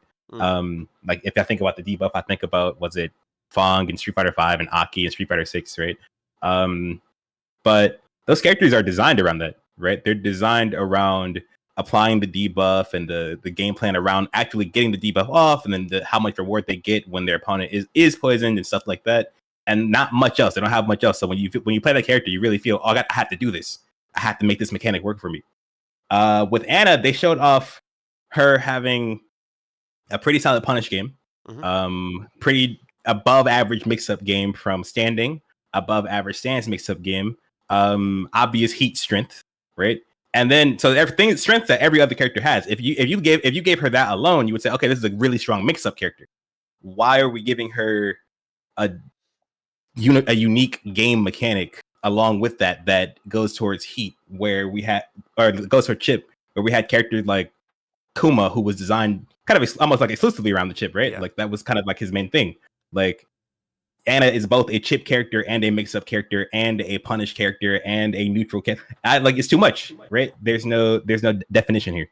I think that if they want to, I agree with you. I think that it's similar to King, right? King is a grappler. Yet we see the John play King and he doesn't grapple. Like, do you know what I mean? Like he has won tournaments by using forward 4 neutral 2, down 4 2-1, jab. That's it. Don't forget muscle armor. Muscle armor. Oh, muscle armor. That's important. Yeah, muscle armor, of course. Even when it doesn't go off. Yeah, even when it doesn't hit, he just does it in neutral, kind of let him know. Yeah, having one of the best defensive options in the game, the muscle armor, preventing the opponent from being able to do any running moves and getting them scared, and it's like got very little counterplay. So but he has all these moves, but he's supposed to be a grappler, so why not kind of, buff the throws, but, maybe nerf some of the other things, like having the best counter hit tools in the game and the best pokes in the game. I don't know. So yeah, I mean, I'm not against the debuff thing, but I think that if they want to play around that to be one of her strengths, then they should give her some obvious weaknesses as well, right? Phi, what do you think? I feel kind of like an old head. I'm like, the first thing I think of is like, well, what's next? What's the next gimmick they're gonna add? You know what I mean? And I think it's we've seen gimmick creep in some extent in this game. So I think of like a character like Yoshimitsu. To me, he's had this like the Flash was a unique move, his own gimmick for a long time, right? Yeah. And they designed his entire character on his ability to not just flash, but also spin away in a unique sidestep, to have these tricky stances that teleport around. And I thought that was really cool. Ling Xiaoyu uniquely has this evasive stance where she disappears off the screen for a little bit, but in exchange, she doesn't have these offensive things. And now we've gone into Tekken 8 where characters are keeping their gimmicks and getting strengths overall. I also think immediately of my experience of coaching newer players. And already the move sets alone are so overwhelming to learn. Like, what does my opponent want to do? And then adding everything, a metagame gimmick on top of that is crazy too, right? So I think that I personally miss kind of having a character's gimmick be built into their toolkit. Anna's in crouch, I'm panicking, right? Like that's like she punished me, I'm guessing. That was her gimmick to me. Right. Way before we got the addition of this debuff, right? I obviously and that opinion to me comes separate of how strong the gimmick is. It could be a really overpowered gimmick, it could be a really weak gimmick. But I think just from the perspective of somebody learning to fight against a Tekken character, it's an extra layer of information overload that I think needs to be accounted for. Right, like Speed said, if a character is a gimmick character, let's design everything around that in a very like surgical manner. But I have a hunch that Anna's going to be doing to me what she did in Tekken 7 with more range, with a gun, and now I'm taking chip. Yeah, and how will I explain to somebody that like you're concerned about the crouch, you're concerned about this? If you turn purple, now you're taking chip damage. It's small by itself, but when you add 35 characters and you start adding more and more characters, I think it's really a lot to consider. Something I want to add is I just think they're implementing these new like gimmicks or mechanics or whatever. I think it's all testing for the future. Like we saw this with God breaks with Fakram, and everyone eventually got a God break. I think it's the same case. I feel like everyone's gonna eventually have a debuff state, which sounds fantastic again. I think like I said, I don't mind it if the character if that becomes a part of that character's identity. Not that, because it's not a part of a character's identity if everyone has it. So I'll give you a very good example. Look at Tekken 7. We had characters that had 16 frame launches as their fastest launches, right? Zafina, Marduk in the past in Tekken Tag 2, Anna, Raven. Now, Raven still had the 16 frame with the downfall 2. Anna's downfall 2 was 16. Bob didn't have a 15 frame launcher. And all of those characters were given 15 frame launches. Bob up forward 4, Anna down forward 2, Marduk down forward 1 from Tag 2 to Tekken 7. And it was a little bit annoying for me, because I feel like one of the things that was so cool about those characters is that they had to work around those weaknesses, right? It's like, okay, especially in this game in Tekken 8, rage arts are minus 15. So you look at Jun Kazama, for example, her hop kick and down forward 2 are both 16 frames. You can't launch a rage art with that character. You have to use down back 1. And I think that's a weakness of the character, not a crazy one. Down back 1 still does a lot of damage, but it's a weakness, right? And I think that one of the beautiful things about Tekken characters for me, and watching Tekken as a commentator and playing as a player, is to see players work around their weaknesses. And then I think as time has gone on, it's become a little bit more difficult to tell what a character's weakness is. If I ask you what is Jin's weakness as it is right now, I think it would be a very difficult question for you to answer. What is Jin's weakness? Now, Jin players will try to answer that question because they're all down players, and I think, I don't know if you're on something, but like they'll try to answer that question. They shouldn't. They should shut up. But it's like, Jin and also other characters as well. I feel like, they've kind of homogenized a lot of these characters. But I think isolated, I don't have a problem with the debuff thing. I just think that hopefully it can be one of maybe Anna's identity things. But like you said, Fee, I hope that there are some weaknesses of the character as well that you can clearly explain to someone who is new, who you're coaching, and say, this is what you watch out for when Anna's in crouch. Very, very dangerous. Here's your counterplay, and blah, blah, blah, blah, blah. But here are some weaknesses that you can exploit against the character if you move laterally to this direction and this, that, the other. So I think that's what Tekken's all about. Let's hope that Anna is not going to be too strong. But talking about strong and Anna, this move here got everyone losing their shit. Here we go. Anna running into the bazooka, and in heat did like 64 damage. Guys, what do you think about this? Kay will start asking right now, man. What do you think? I prefer not to speak. Can you just play the JoKa video? Is that possible? Because that's how I felt when I saw it, man. Bro, let me see that again. Hang on. Let's see the damage again. In heat, running for bam, bam, bam. And something that someone said, I forgot who it was. Anna could do a heat engager and be plus 17, and then you're going to have to take that. That's scary to me, man. I don't know. I mean, it's just a move. It can be nerfed. It's not the end of the world, but I'm scared. Is anyone else scared? It goes back to heat engages, because again, heat engages are plus 17. That low is what I-16, and it's safe in heat. You can't low parry it, you can't sidewalk it. You have to either block it or take the 60 plus damage plus the heat engage situation. Yeah. Like, Yo, I wonder, her down for it too still launches crouch, probably, right? Yeah. So it's as simple as guess for your life, right? Like literally for your life. Like I can do the low, I can do the mid. I'm plus 17. I can do what I want, and it's safe. It's safe on block. Yeah, it does say though counter hit, and this is something I didn't notice. It says counter hit, so I wonder if it's a counter hit NCC rather than an NC. Yeah. Because if it's NC, bro, that would be insane. Bro, it might be natural, man. Honestly, it might be natural. But I don't know, man. That move is a bit crazy. But I think one of the craziest things about this move, counter hit or not, is if you block it, I think that it's very difficult to punish. If not, it's not punishable, right? Like, let's have a look here what happens. So Anna's in heat, does the thing. I think there is time between the first hit and the second hit for you to maybe get like a punish on it. But if you don't, then yeah, you're not punishing that. But look at the pushback. That's crazy, man. Yeah. Didn't it walk rush? It does, Yeah, we'll show that. There we go. At the...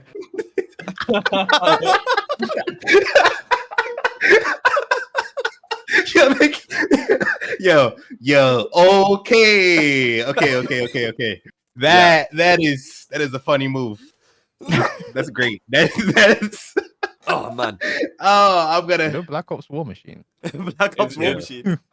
It's crazy, man. Like, I think this move is a big problem, the whole design and concept of it. And I just hope it's not as bad as it looks. Yeah, I hope so. I hope there's some real counterplay. But I mean, we can't judge it before we get the game. And I know there's people that get really angry when I say that. Like, yeah, you can judge it, Spag. You're seeing it right now. But like, let's I guess we can wait. But I guess I know what you guys think about that. The final thing. So the final thing I want to say about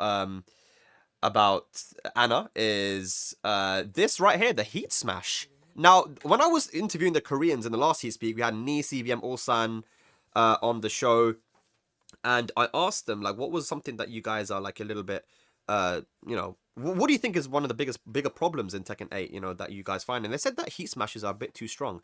And then so I see Anna's Heat Smash here.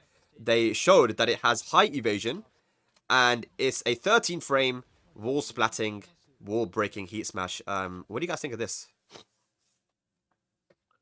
Again, I think a fantastic Heat Smash. I think Anna needs it. No, I think this is a big problem, man. I-13, they even said it high crushes. I think this is not good. We've seen, Kuma's Heat Smash, and I don't like how someone like Anna has this as well. And I think it recovers in full crouch on block, right? Does it? I think That's so. what they said. Oh, boy. Which is like, I didn't know that. Like, there should not be a mix-up situation after a Heat Smash on block. Like, we need to get rid of these situations. It's not good, and especially when Anna's in full crouch, I don't want to guess. Please, just leave me alone. Do you agree with that, Fee? Yeah, I immediately tweeted and said we need to have a conversation about these 13 frame high evading heat smashes. And as the talk went on, it feels that high evasion is a feature. We saw Azucena's new low, the full crouch one, intentionally evading a Jin high. Yeah. Right. So in general, this also added to the whole like, well, how are we supposed to defend against this? Truly just a stand block or crouch block? Is it a sidestep? Is it a sidewalk? Is it because mashing is now being taken out of it, even like a jab? So, and I think that again, we talked earlier in the talk about how the increase of coverage reduces in the amount of gameplay we get, and I think the amount of gameplay as a defender is something that may need more consideration. I think it's not just the fact that like the power level of a jab being evaded, but again, that new player frustration. It's like you generally taught that your jab is a fast move to try and stop your opponent's offense. Yeah. Well, there's an exception. It's if they're in heat, then all of a sudden your jab doesn't mean much, right? So you really do have to guess. I think that experience is a frustrating one that may not be getting enough consideration in that defenders want options too, even at lower levels, right? Like sure. I want to hit somebody out of the offense because they're pressuring me, you know? Yeah, I think that's something to consider. I for 100%. I think, you know, from what we're saying is, I think from the beginning of this podcast, what we've been saying up to this point is that I think giving making nerfs to certain characters and giving the defender more options isn't gonna make the game too much less aggressive or less aggressive at all. I just think that it just makes the mind game of the game a lot more fun, a lot not overly complicated, but just a lot more fun to watch, you know. So you know, look for example at Kuma. I say to everyone, if you're playing against Kuma, if he's in heat, do not jab. Don't jab, because he has an electric that goes under your jab, cleanly beating your jab, and will launch you for God knows how much damage. But he also has a 13 frame high evasion heat smash as well. So, I mean, the jab is completely taken out of the game. When you're playing against Kuma and you have a jab, do not use it. That is, I mean, and most Kuma players will tell you that as well. And I think that's a problem. I think that's the problem. It's like when you have, like, what is the counterplay? I think it's kind of scary, man. But yeah, either way, that's the heat smash. But let's move on to something that I think Kwis and Speedkicks are going to be very opinionated about. And it's the key charge change. So key charge no longer grants a counter hit on hit. It now just gives you an extra 50% of damage. Kwis, I know they specifically mentioned Hwoarang and how broken Hwoarang is, with down back 4 being one of the best lows in the game, giving 1 million damage. What do you think of this, man? This is bullshit, bro. I'm sorry. Like, this is actually, bro. Like, here's how I look at it. Like, what is the reason to just completely destroy what key charge was for so long? Like, that's what I don't understand. Like, key charge has been extra counter hit, what gives counter hit. It is literally high risk, high reward. I don't understand how that is technically a bad thing. Like, it's high risk, high reward. You know, there's a lot of low risk, high reward in Tekken 8. Like, this is just a nice high risk, high reward thing. Like, and again, if I do the key charge, you can just stay down, you know, at one hit and then it's over. You know, it's like, I'm very confused as to why they showed Hwoarang doing it too. Like, they really wanted me to know. But like, yeah, I don't understand why you would take this out. Like, and my theory is, remember like Akuma's jump over in Tekken 7? Yes. So instead of nerfing that for Akuma, they took out jump overs for everyone. And Akuma could still do his jump over. Yeah. I think it's a case of they think this for Hwoarang was too strong. Instead of nerfing Hwoarang specifically, it's just okay, key charges have to their utility has to change. But yeah, I'm now key charges are just for BM. You know, that's the only time you're gonna see a key charge. I wonder what the utility is. JoKa, what do you think about this change to key charging? I know you didn't really use key charges at all. There wasn't much setups you could do with Heihachi or Feng, but what's your take on this? I really don't care. I just remember like I played Kwis before the Tekken talk, and he was just using this shit. And then I saw this change, and I was like, man, I wonder what Kwis is thinking. But yeah, I don't really mind this too much. It's whatever to me. Okay, yeah, cool. Speed? Whatever, man.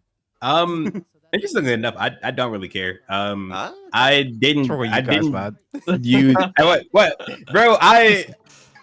You know, if a lot of times if your round came down to if you did or did not land a key charge setup, you weren't supposed to win that round in the first place. And if you did, and if you did win it, you know, if you did win the round, you probably didn't deserve it. I'm just throwing that one out there. Like, anyway, but on the other side, right? Like, I don't care too much about the key charge, but it was a bit weird for them to kind of just show it off. Like, when I've never been hit by a key charge and thought, yeah, this should be out of the game. You know what I mean? Like, it's never been something that was like a big like important thing, and I think some people liked it. So I don't know why they decided to not only take it off or like remove it, but showcase it in the Tekken Talk. And then the response was Harada's response to it, like people talking about the key charge thing, was also kind of wild to me, because in the response he basically said, yeah, key charge was something me and my buddy made up in like 5 minutes, and it wasn't supposed to be that big of a deal. So, you know, why do you guys care that much? And then he went on to say, like, yeah, the taunt's like the same thing, right? Yeah. Basically saying that, like, yeah, these things have been part of the game forever, and I know you guys are like super obsessed with this game, and like you guys love all the mechanics of it, but any of this could go, right? We could do this to anything that you like about this game right now, today. It could be gone. You know, there could be no more. What do you like about Tekken rounds? We can make it 2. We can do it. We can do it all. None of this matters, right?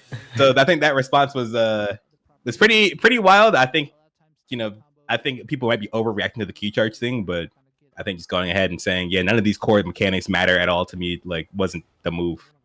Yeah, I think it's not just the Hwoarang players. They showed Hwoarang here, but a lot of characters could actually do cool stuff with key charges. Like if you look at Asuka, she has a key charge tackle. She might still have it, to be fair, but she also she was very dangerous in key charge. You know, if she could do Can's launcher and then just hit you with a 1+2, which is a safe mid launcher. And I think I was always very scared, but also very excited watching players go into key charge to try and make that comeback. And I remember Black Kazama. Shout out to Black Kazama, a legendary Asuka player from Tekken 7.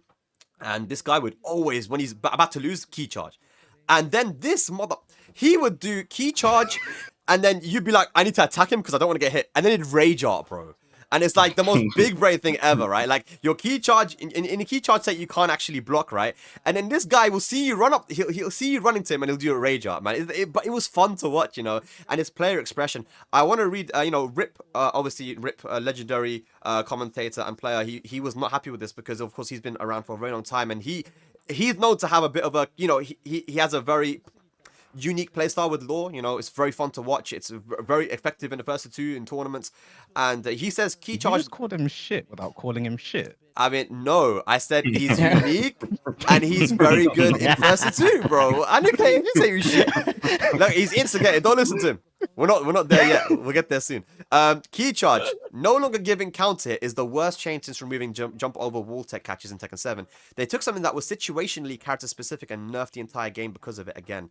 So, I mean, he wasn't very happy with that one. Sphi, I mean, you're the last person to ask about this. What do you make of the key charge thing? I heavily agree, and again, it's one of those things I'll say that it's a difference between power level and design that I think needs to be looked at carefully. So, like, if the concern was that people are stealing rounds and people are getting robbed and like losing too quickly off of it, you could have always have made a change. Like, if you get a key charge counter hit, the scaling goes crazy, right? Like you get less combo damage. But I heavily enjoy ideas or mechanics that come from players who think outside the box, right? And I think that you've had players who have formed an identity around they could do a crazy key charge setup. They have layers to that mind game. We see it occasionally in tournament. Like, I think Kunimitsu was doing that in the late stage Tekken 7, where she would key charge from a distance, and now her full screen dash is a lot scarier because the 2 counter hit options can launch you. Mid and low, yeah, and I think I'm a big fan of player expression, even if it may not be the most competitively viable thing, even if it's something that never shows up in tournament. I think, like, if you think of a couple friends playing like a Discord or something like that, and one of them shows off this setup because it'll know to work against his friend. I like ideas like that, you know? I think that it doesn't have to be about competition or like even like a funny clip that gets posted. I just like the idea of player creativity. And of the reduction of that is something I'm not a fan of. Again, regardless of how strong it is. It could be the weakest thing, it could be the strongest thing. I like the options to be creative. Yeah, I think one quality of life thing as well is, like, say you're labbing a new character and you want to see what something does on counter hit. You now have to pause, go to the menu, turn on counter Yeah. hit. That's a small thing I just realized. Yeah, it's just funny looking at you, Karius, because you I can't get over that you're debuffed, and we're watching you. The key charge setup's gone as well. It's not looking good, man, but it's okay, Karius. You're gonna survive, man. It's all good. My opinion is very similar to Speedkicks, I think, and I think that it's sad that you know, there are some players who had this kind of expression, and it's gone. I don't think key charge was a problem. I don't think anyone was complaining about it, so I think it's very strange to me that it was changed. But either way, let's see how it works out in season 2. But next up, we have here another change: realignment on combos when you sidestep. So this is something I'm very interested to see what you guys think. I've seen actually different opinions here. I've seen some people be very angry, some people be kind of whatever. They're like, I don't care. But as you can see on the screen right now, ladies and lads, Jun is sidestepping and going for a launch, and still and you see Jin will actually realign so the axis of the combo is straight again, so that Jun doesn't drop the combo. And Jun is actually one of the characters that the back 4-2 actually would whiff sometimes, right? Phi, I'll actually start with you this time. What do you make of this change here of the realignment on the combos? I didn't like it, and I want to get more info on how specifically it behaves. I wasn't able to really tell, was it the first launcher, like a multi-hit launcher that does it? Because they showed Lydia as an example, like sidewalking far, and then it realigned, and people were kind of like, what? But it already does that. We tested it in the current version. So it's a matter of how extreme is the realignment? How does it realign every hit mid combo? Is it just the launcher? There's a lot of details. But assuming it's the kind of autocorrection that I guess a lot of people are assuming, where every hit of the combo starts to realign it, I don't like it, because there are character-specific combos that benefit from being off-axis. Like, right. First thing came to my mind was like Lily do glide cancels. Like she can do a bunch of extra cancels if she's off-axis to the right. So if they're able to keep that kind of thing, again, in line with creativity, regardless of power level, I think that's cool. One of the biggest complaints people in my comments were giving was that I should be rewarded for getting a sidestep. I read my opponent, give me my reward.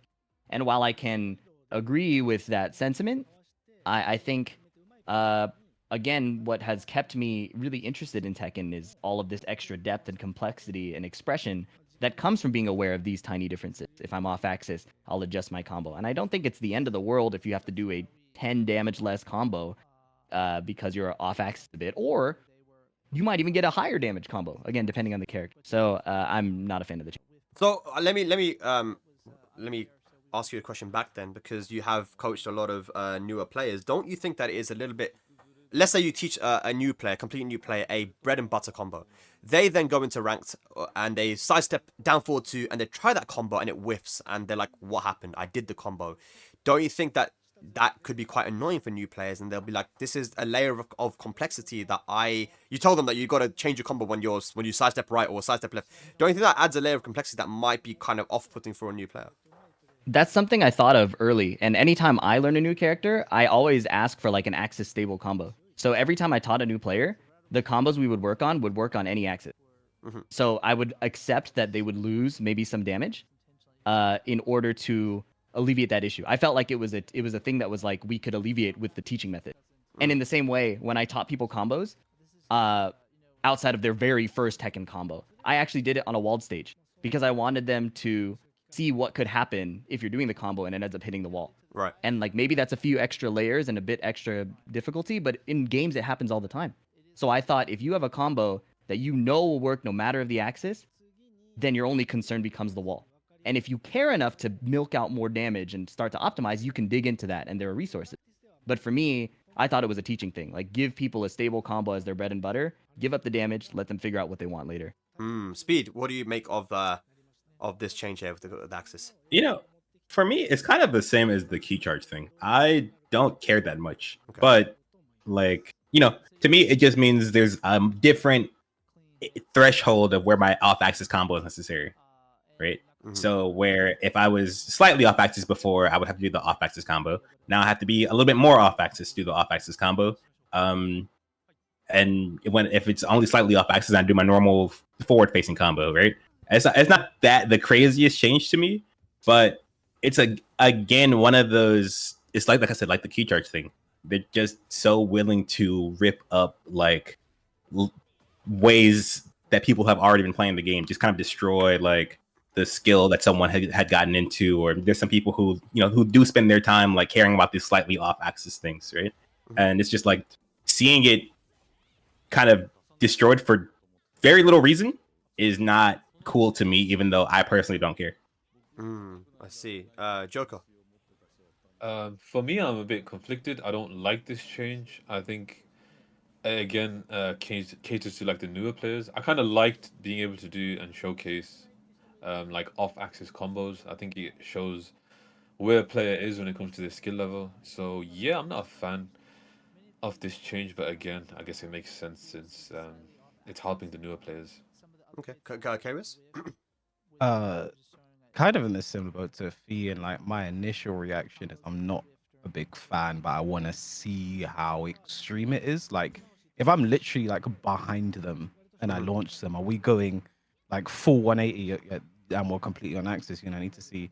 And again, maybe it might actually like screw more things up, because in the Lydia example, there's a point where they went for a jab and it whiffed because they weren't like she realigned a bit, but she wasn't completely on axis, so like the jab whiffed, so it might make things worse in the long run. But again, it's one we just really have to just wait and see how it impacts our gameplay, how other people use it. Can we still do similar combos or same combos? But like, I don't know, it's like maybe it's catering a bit too much to people who aren't willing to learn, if you know what I mean. Because like, you should know, if you're off axis, you do the off axis combo, and like you should just be able to know that and do that. But I don't know, like, because sometimes I don't know, my opinions come from the point of, because I play this game so much, you should just know this, right? But like I don't know how like generally that works. But like, yeah, it's like, I don't know, just learn the off axis combo.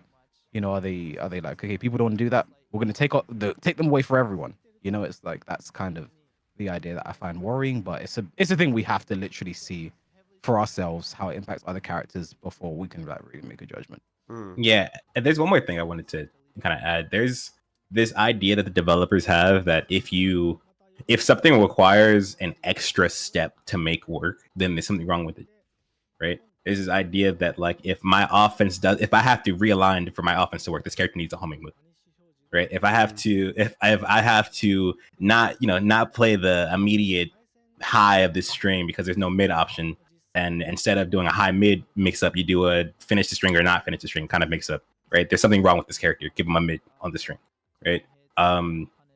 If your combo doesn't work because you're off axis, this combo actually is the system is actually broken. Let's fix that, instead of asking the player to do a different combo, learn a different combo, right?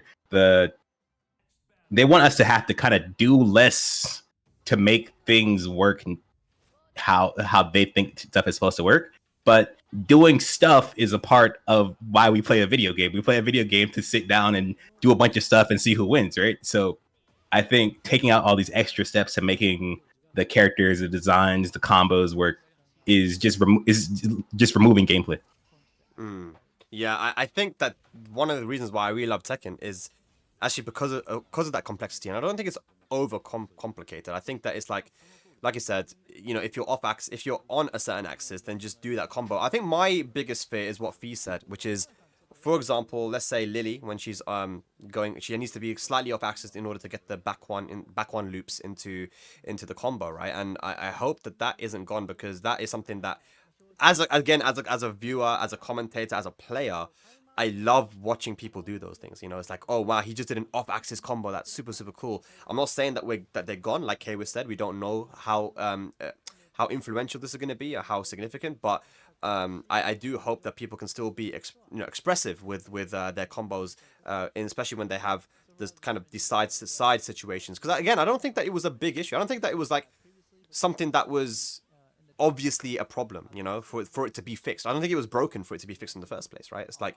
you could just do a different combo, and sometimes you could actually do a stronger combo if you're on a kind of weird axis. So yeah, I think one of the things I would love to say is just that I don't think that a character, like you said, Speak Up, just echoing what you're saying, that I don't think if a character has a weakness or some problem on the face of it, it doesn't need to be fixed. I think something requiring extra effort just shouldn't be thought of as broken. Yeah, it just requires you to adapt. And I think that that's actually a beautiful thing, which once again gives a character that individuality, that kind of personality as well. It's like, okay, this character has this weakness, can't do the bread and butter when you sidestep right at this angle or something. It's like, I think it's cool. So I wonder, we'll see how that change works out. Like Hayward said, we're gonna have to wait and see.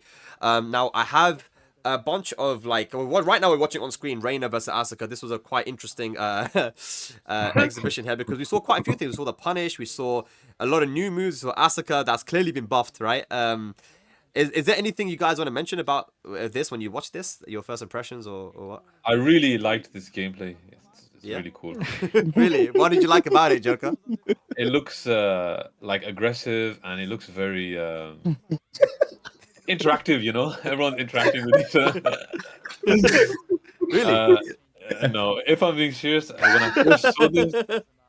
I first saw this, I was like, "Is this real?" I was surprised, like so many new moves into stance and stuff. It was crazy, man. Like I don't know, even Asuka's like there's a part where Asuka spiked them on the floor and there's like 2 hits on the floor like Go I forward don't know two. what it was, like some volcano or some shit. I don't know what it was, bro.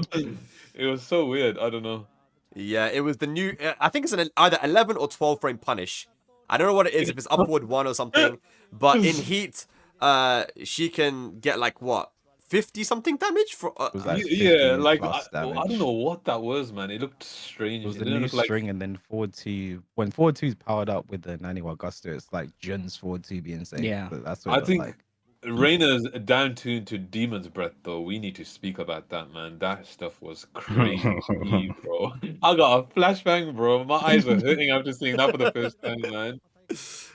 What did you make of it, Fee, when you saw this for the first time? The immediate things that stood out to me were Reina's new low, and then the Heat Smash low being usable at least twice, I think, based on how much meter it used up. And I talked about it a bit early in the talk, how I felt that Reina's identity was kind of built around having these insane mids and highs that cover many ranges and many speeds and have really good reward. Yeah. And I felt that the addition of these lows that's gonna I need more bitrate on Twitch. I felt that the addition of these moves were, again, alluding to what Speed said about if a character requires extra steps, that's a problem. And the extra steps Reina players were often running into was how to navigate the fact that her lows were very unsafe, aside from sidestep 4, which is like not that much reward, and how to make her mids and highs hit despite. Do you guys think that was splash? We should do a bet, you know? That was It definitely was. I will not be able to see if it wall splatted or not. I felt like Reina's new lows and the ability to heat smash low twice out of stance was a change along those lines of a character has extra steps and clear weaknesses, and that is a problem. And to me, again, we'll have to see what the counterplay is. Maybe, for example, after her running 4 is blocked, you actually are able to sidestep heat smash.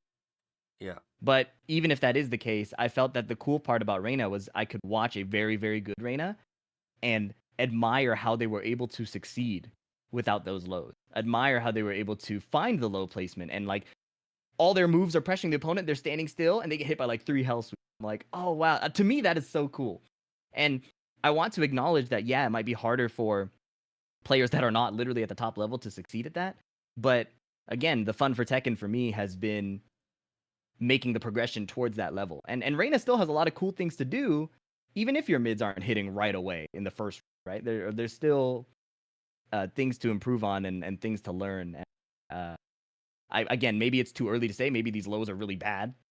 Yeah. But the feeling I got from watching it was that it felt like they were covering up more of her weakness. Yeah, that's the thing, right? It's like you got now a high crushing low, which high crushing lows are so valuable in any Tekken, you know. And I think depending on what it is on block and you know what it doesn't counter hit and all that kind of stuff, I think what I liked about Reina was that she could use unbreakable throws, and those would force the player to want to duck if they wanted to duck. You know, it's like you know you want to duck, but now you got these lows as well, and again, like you said, it's covering an option, a weakness that I guess she had, and I'm hoping that she's been nerfed in other ways as well. But looking at that down 2 move, bro, I don't know. Did it will splat? Look how far it went. It's going to, man. You It's Yeah, can't going even to. see, bro. Yeah, It's so crazy. It's plus as well. It's plus. Yeah, I think it's plus. They showed it was plus, right? So Right And after- and it does chip damage. and That's she can the go into experience. stance afterwards, right? So she's going into Yeah. the stance. I don't know, the sidestep stance. Cool. So Or look, she's Asuka going hasn't into recovered stance. yet. She hasn't recovered yet. Asuka's still recovering. Yeah, still recovering. That's Yeah. therefore plus. Oh my god. This is what we need. So, as you know, I think we know the difference between a character that has a stance and like a stance character, right? Mm. Like there's a lot of characters have stances, but most of them aren't defined around like having a bunch of transitions and stuff like that. If you look at this, you'll see Reina do the new low and then go into the little back step stance, whatever that's called, right? Mhm. And then you also see her go into Sentai after the new low, right? Yeah, So- And the same thing off of Sentai 1. She can go into Sentai 1 and do the little back step stance, or she can continue to go forward like she can right now. And then off of Sentai the Sentai 1, the spin, the homing move. They do like the homing move into the little back step stance. I don't know the name of that stance. So she can definitely go into multiple. That's Sentai 1. Heaven's Wrath. That one, shit right? is crazy. Yeah. You know that. Yeah. Heaven's Wrath 1. Yeah. Right into the Unsoku is about the name of that stance, right? So she can go into multiple stances from the same move, which is a mix-up of its own. So you not only will you have to guess what they're going to do when they're in the stance, you have to guess what stance they're going to go into when you deal with the move, and then also the Heaven's Wrath. She can go to Heaven's Wrath off of Sentai 1. Like everything, she has too many stance transitions, right? Yeah. So hopefully, right? We don't know what nerfs she got. So maybe the nerfs justify whatever else they're showing here. Yeah. But that would require a lot of nerfs because you know what I mean. We're seeing a lot of additions to her character design, which means it'd be a lot of nerfs required to make that balance out. Right, yeah. We're hoping that Reina has been nerfed in other ways so that these strengths that we're seeing from her in this first one can be, I guess, justified, if that's the right word. Kairis, you've been a bit quiet here. What are you thinking, man? The thing is, there was one part where Reina did heat engage. I think Reina did heat engage did the full crouch version, but still did a running move afterwards. Mhm. And I feel like that extra, like it's like, because okay, I take Anna for example. She can do heat engage, and she's almost always going to go into crouch, right? Like into crouch, but then she can also have access to the running moves out of that, and obviously she has the running slide is the thing. It's like, why? I feel like if you go into crouch, you shouldn't still have access to the running moves as well for the added added additional plus frames. You know, from like doing a slash. I think it was here. Yeah, here. So she goes into did the crouch version. She did the little crawl, and then did running move afterwards. And it's like, okay, so I have to worry about a crouch mix up, but then also then doing the running move as well and keeping that pressure. And you know, there's like just when I first saw this gameplay, there was just so much going on and. Like Yeah, Asuka, that new punish and That low also guarantees something you just saw there on counter. Yeah, it looks like. Actually, didn't it guarantee what's the Sen option? Sen Sentai mids, which means she can do Sen 3 then, right? Because Sen 3 is Yeah, faster. Yeah. So she could do Sen 3 for heat engage after this. That's pretty after cool. this. I want to add also, having worked with so many like straight up beginners to Tekken, that even dealing with Reina's forward 2 into Sentai stance, which was one branch and very fixed options, was very hard to train them to be able to handle that. I think we take for granted how we can process that as like legacy Tekken players. We know this stance, we know these options, we can compartmentalize it. Mhm. Reina is spinning, and Reina already has a lot of animations that look very similar, especially to a brand new player. Now that she has extra branching options off of new moves, I think that, again, accounting for what the experience will be like for the player on the other side of Reina is something that may not be getting enough attention. Even if there is reasonable counterplay, and maybe it's not like a balancing issue, is it like what is the experience like for somebody just picking up the game? It's like, oh, she's spinning at me. I guess maybe I'll hit my button. My jab got evaded. I won't hit a button. I'll sidestep, you know. Listening to them talk, I don't think they care. I don't think that they consider part where you start looking at what your opponent is doing and trying to deal with it as a critical part of the Tekken experience.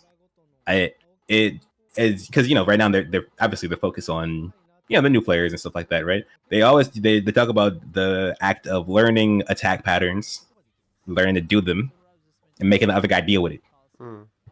Never have they spoken with learning to deal with it, right? They never talk about how trying to introduce players into understanding what their opponent is doing. They never talk about how to introduce players into learning to neutralize what's happening to them before they go into their own attack patterns. It's more of a they see in the game as just attack versus attack, right? So if you get new attacks, you should be fine if your opponent gets new attacks, and everyone should be happy if they all get new attacks because we're all doing attacks at each other as opposed to dealing with them and paying attention to what's happening to you. How would you remedy that? How would I remedy that? It's a design choice by the developers. I think they have to just recognize that a Tekken experience, when you learn, first you learn all your moves, right? You learn all your moves. You learn how to do your attacks to the other guy, make the other guy deal with mix-ups. The game will get stale after that if you aren't supposed. If you don't go into the part of the game where you learn how to deal with what the other guy's doing. You make your attack. You learn how to make your attacks really strong, and then you learn how to make the other guy's attacks weak. Right? That's the part of the game that you get to after you've been playing for just a couple months, even. Right? Yeah. And that's where a lot of the player base gets to, and that's where they start getting frustrated. And that's where they start getting annoyed. So even if they're happy in their first couple of months, right? Eventually they'll have to start dealing with the other guy, and they have to recognize that as a crucial part of the player experience. I see. Okay. No, I agree with you. I think that for me, bro, and JoKa knows this, yeah. I still don't know what Reina's doing, bro. This character is spinning around doing this, and every time I see a Reina player and I'm sat next to JoKa, I'm like, JoKa, is that a new move? Nah, she's had that since the beginning, bro. I'm like, what the hell? I always see something new every time I watch a Reina player play. So yeah, I mean, now there's, like you said, Speed, we actually saw it in the video that she can transition into her stance from more moves now, and I think it's just so much visual noise. I think it's scary, and I do hope that the nerfs do balance that out, but I am not. I mean, I don't know if that's gonna help too much, but yeah, I mean, Reina looks very, very strong, as does Asuka. Multiple characters here. I don't want to show all of them because we're gonna be here forever, but Azucena, got some new buffs, and I think that there were people that were not too happy with some of the stuff that she had, like the running 3-2 into stance now. I know, JoKa, we were speaking about this before, and she has a counter hit launcher, which is +2, that looks like it crushes as well from lib stance. Just overall, what do you guys think about Azucena and the changes that she got here?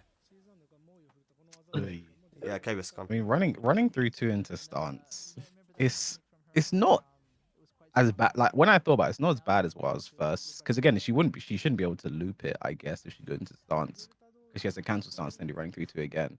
And post heat engager, Azucena players started doing forward 3+4 now, and then doing that into stance. So it's going to be pretty much the same situation after he engage running 3-2 into stance.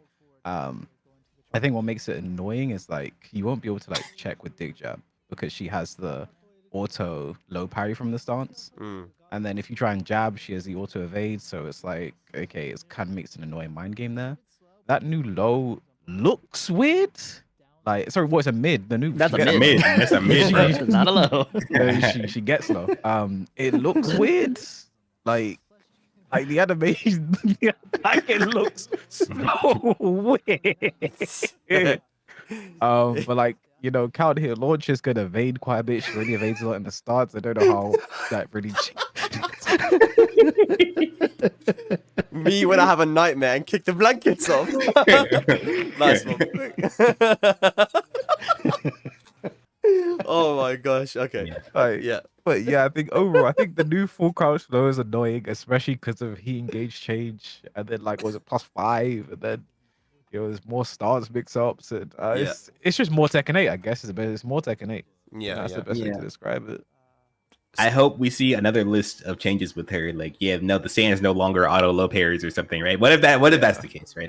That's kind of what I meant when I said I can't really form too much of an opinion. Yeah, we can't. Before I see the whole list of changes. Because those changes might be absolutely fair given if we look comprehensively at the character, at all the changes, right? So we can't sit here and be like, oh, in the context of how Azucena is now, if we don't change anything else, then yeah, of course. I mean that's crazy, but she may have been changed in other ways as well, like Katarina was back from season 2 into season 3. She was given some stuff, but she was also nerfed heavily in other ways as well. So let's just wait and see what that is. But Devil Jin, I think a lot of people expected Devil Jin to get some buffs, and he got a new enhanced hell sweep and down forward 1-2 13 frame punish now, natural combo. I see, Speed, you're not happy about that one, it looks like. What do you think of the Devil Jin changes? Yo, okay, so I have no problem with the down forward 1-2. I had no problem with them going crazy into his going more to his crazy playstyle. The problem I have is, why does he have down forward 1-4?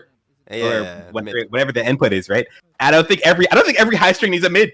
It doesn't. It's not, you can just not do the string. You can just accept that it's risky to do the string when you do the string. I don't know why we always need to have like that little. Yeah, by the way, there's a mid here, and when the mid is just -13 or something, right? That kind of annoyed me a bit.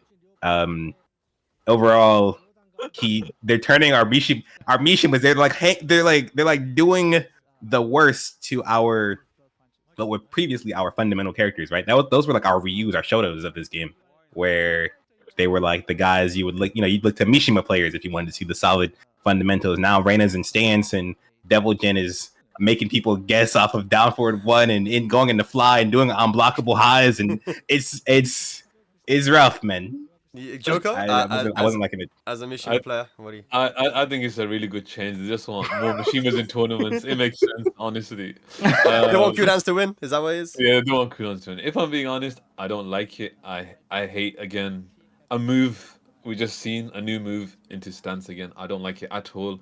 The Hell Sweep one is insane to me, honestly. The Hell Sweep one for me is... It makes no sense. It does how much damage? 60 damage? We don't know if that's optimal, by the way, but 60 damage, yeah. Yes, that's what I was gonna say. We don't even know if that's optimal, and it doesn't take that much of the heat bar. Now, again, you saw how much of the heat bar it just took there, and we haven't optimized it. And again, this comes back to what I was saying months ago. Heat consumption for characters is so important, and it just feels like they haven't learned their lesson. Honestly, like, why can he do a hell sweep that takes that much? Like, it doesn't even take much, like, bro, look at the heat. It doesn't even take. And why does this combo look like some mod move list extractor? Blah blah blah, bro. Whatever it's called. Ends with Heaven Gate. That's gonna floor break. Yeah. Oh yeah. They need to. I don't know. I don't like this. I don't like this at all. And I love Mishimas. I love watching other Mishima players play, but I'm not a fan. But again, why are you not a fan? Is it just because the damage is too much, or like, let's say if the heat consumption was half the bar, would you be okay with it then? Yes, if it was half the bar, I'd understand. But you're telling me in heat, I'm gonna have to hold 2-3 health sweeps potentially, and then die. Like CD 1+2, upward 3+4, 1+2. Like, nah, man. And it's just sad because I just see so much Devil Jin downplay and complaining on Twitter every day, and I guess the developers are listening to them. That feels like a Heat Smash level move. Yeah, it does. Yeah. Look at the damage. 80, Rage Drive. like the Devil Jin optimizers were saying they could probably get 80 at least. Let Momo Dog touch this move, man. Yeah, Momo Dog said 82 or something like that, and I was like, so you're telling me they could do that twice? I don't have enough HP for that. More than twice. You can do that 3 times probably. Oh my goodness, yeah. I don't have enough HP to deal with that, man. So I don't know. I'd say Horang can only do 2 health sweeps right now as well. Like, I feel like let him do. He had to get the Horang downplay in there as well. Can I get extra health sweep if Devil Jin gets extra of these? That would be nice. Honestly, I think heat consumption, and again, something I want to mention is the low heat. The previously low heat smashes. Yes. Like, you're telling me you're going to be able to do that multiple times as well. Like, that is crazy to me. So yeah, that puts us beautifully onto the next point then. So now previously moves that were low heat smashes are now enhanced moves. As you can see here, Jun has multiple moves actually. She has been given from stance forward 1+2. Previously actually couldn't go in stance, but now she can go into a Miare, which is the stance with the projectile, and can do a +6 homing move from it. And she can also go into Izumo, where she can do the previously low heat smash. And forward roll 1+2, by the way, is a chip move. You can see that it's chipped Jin, and it's +6 on block. So they have this is a big change to Jin. Now she can go into multiple stances, and as you can see here, I'm actually going to show you. She went into Mayare and did this homing move, which is 20 frames and +6. And if you keep watching, you'll see her do forward 1+2 into she does it, but we'll see that she'll go into Izumo and then also do the low heat smash, which is now not a heat smash. Speedkicks, you made a big reaction there. What do you think? Oh man, you were listing out so many aggressive properties on June. I'm so glad that this character with cans and back 3 and up forward 3 and forward 2 with punish and all her parries and her sabakis can now also be a stance mix-up character for us. I'm glad. It really said, the June players, they were really struggling out here. They're always really confused about what to do. Well, actually, on the Tekken talk, it was said that Jun previously has had trouble opening up opponents. That's a quote from them. Yeah. I also had a problem opening up June, so I'm glad for her. I'm glad she gets to attack me while I'm struggling to attack her now. That's great. Okay, so I think Speaker's not happy with that. Phi, what do you make of this one? Specifically, I'm asking you about the low actually as well. So lows that were previously heat smashes. We're going to see it with Zafina later on as well. This low was a heat smash, but now it's just an enhanced move which takes about 50% of her heat bar. But also you can give your opinion on the the stance transitions from 4-4-1+2. Yeah, I mean, I think they work together. I think that those two changes can be more or less treated as a unit, right? They're both designed to give June offensive options. And earlier I talked about how every character has their own kind of gimmick in their move list built in. And I thought June did a really good job of that. Her pokes were crazy tracking. She had these defensive options that were so good at stopping you from reliably attacking her. And I thought that was a cool gimmick. Like, she was a character I was looking at picking because I felt like it played to my strengths. I could poke. If you overextended to me, I could just delete half your health bar with my defensive option. Giving her stance offense kind of waters down, I think, that kind of clear design. Again, completely not considering power level or whether she's unbalanced, whether she's top tier or bottom tier. It just feels like they're leaving that old identity for either a more enhanced new identity, or if they do give her compensation nerfs, then it's just a changed identity altogether. Right. So for that reason, I'm not a fan of it, where we're losing another defensive poking character for a stance mix-up character based on what we've seen so far in changes. Yeah, I think people saw my reaction. I didn't know that this new Mayare 1+2 +6 homing move could actually leave her in stance, and you can go for the sweep afterwards. Yeah. So you could do 4-4-1+2, Mayare 1+2, and then stay in stance and do another mix-up. Whoa, okay. JoKa, what do you think about this? Honestly, man, I think it's good again. Let her go into stance. Let her have the homing move. Why not, man?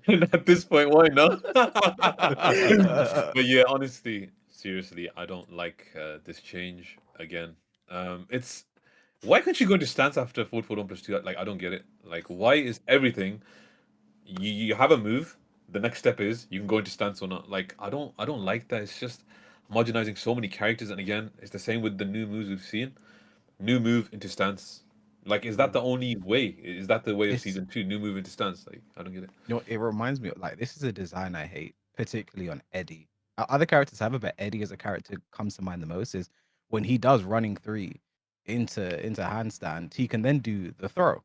And if you don't duck the throw, he then goes into relaxed stance. It's like running 3, because you block the running 3, it's now guess for the throw, you didn't break it, and now another stance mix up. And he can also do running 3 into the plus and block mid, right? Into relaxed stance as well. Right? So it's like, from just because of the running 3, you're now in a situation where if you're not active, if you don't maybe power crash or sidestep the mid from there, you're then taking 2 stance mix-ups in the space of like 2 seconds, all because of this one running 3. It's stance into stance into stance, and like, it's Now we're seeing Jun do it as well, and you know who else? Jin has running 3 into stance. I don't know, It just feels like everything feels the same now. Like Azucena's running 3-2, Jin you mentioned, Jun. Like I don't like it. Like we need to see something different, you know. And again, I'm not a big fan of the stance into mix up. Like get rid of that. I think it's not good.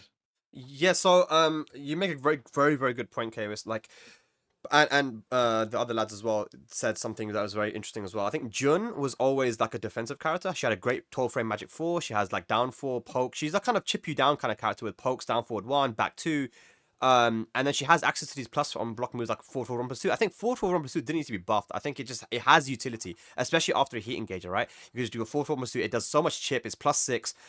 You have homing moves which give guaranteed moves as well, so it's scary to sidestep against her.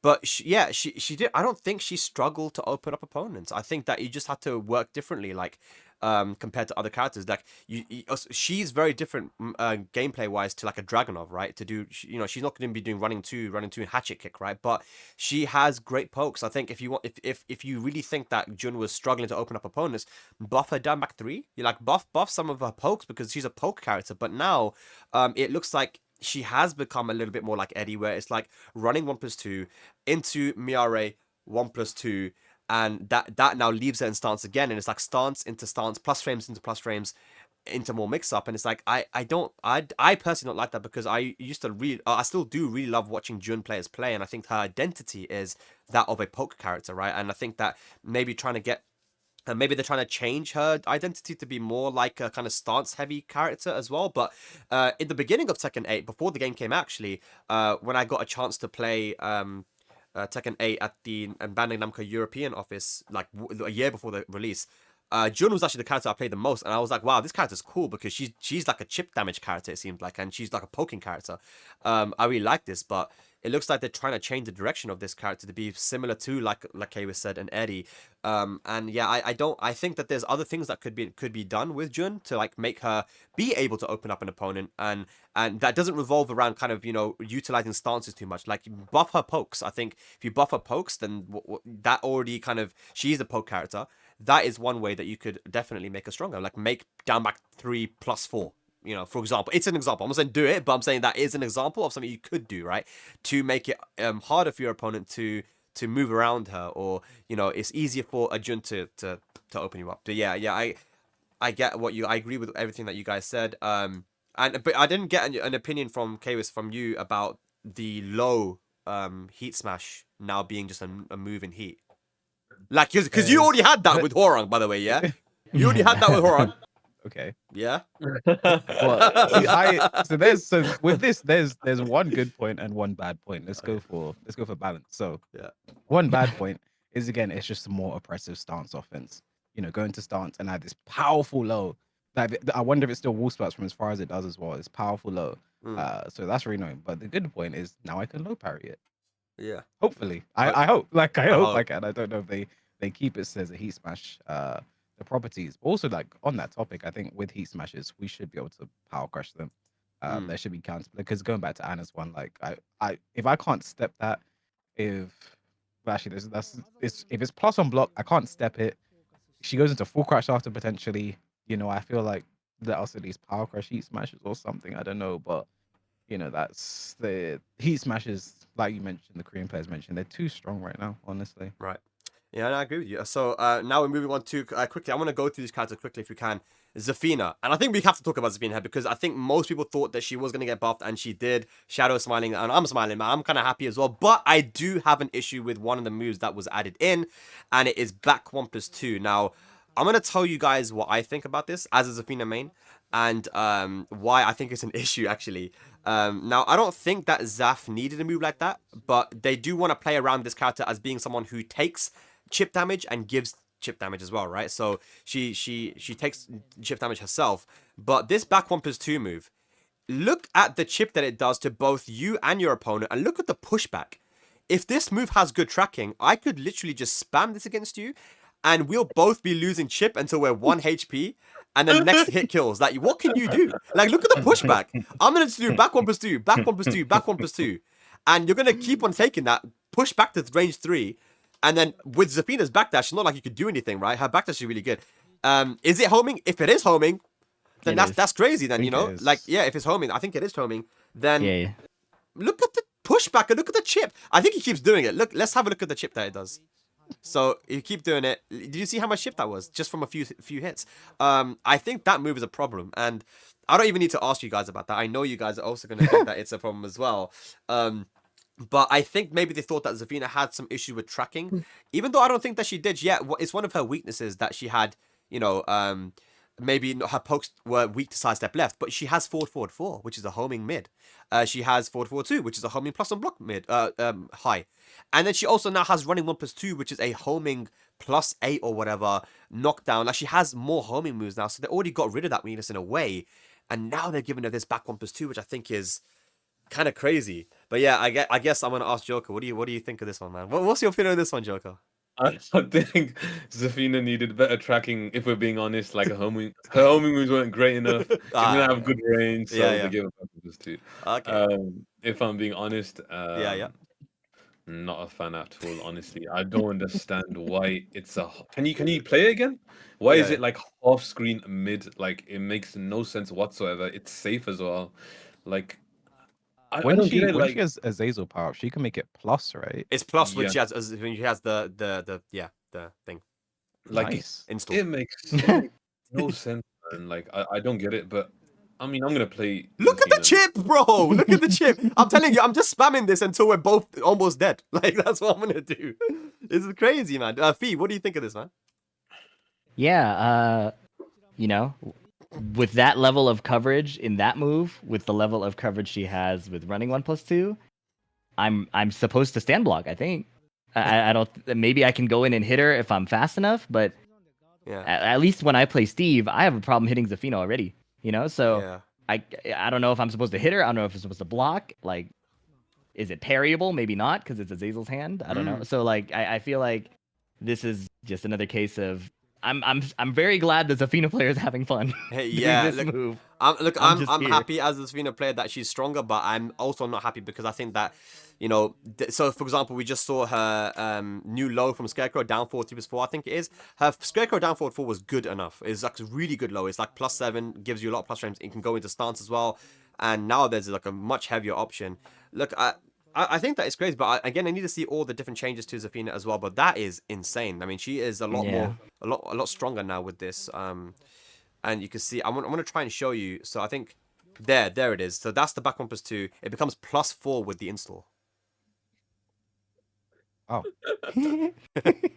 I don't know, man. What's the counterplay, bro? Like that's kind of crazy. Speedkicks, do you see? You're an analytical guy. You're a genius. What's the counterplay to this?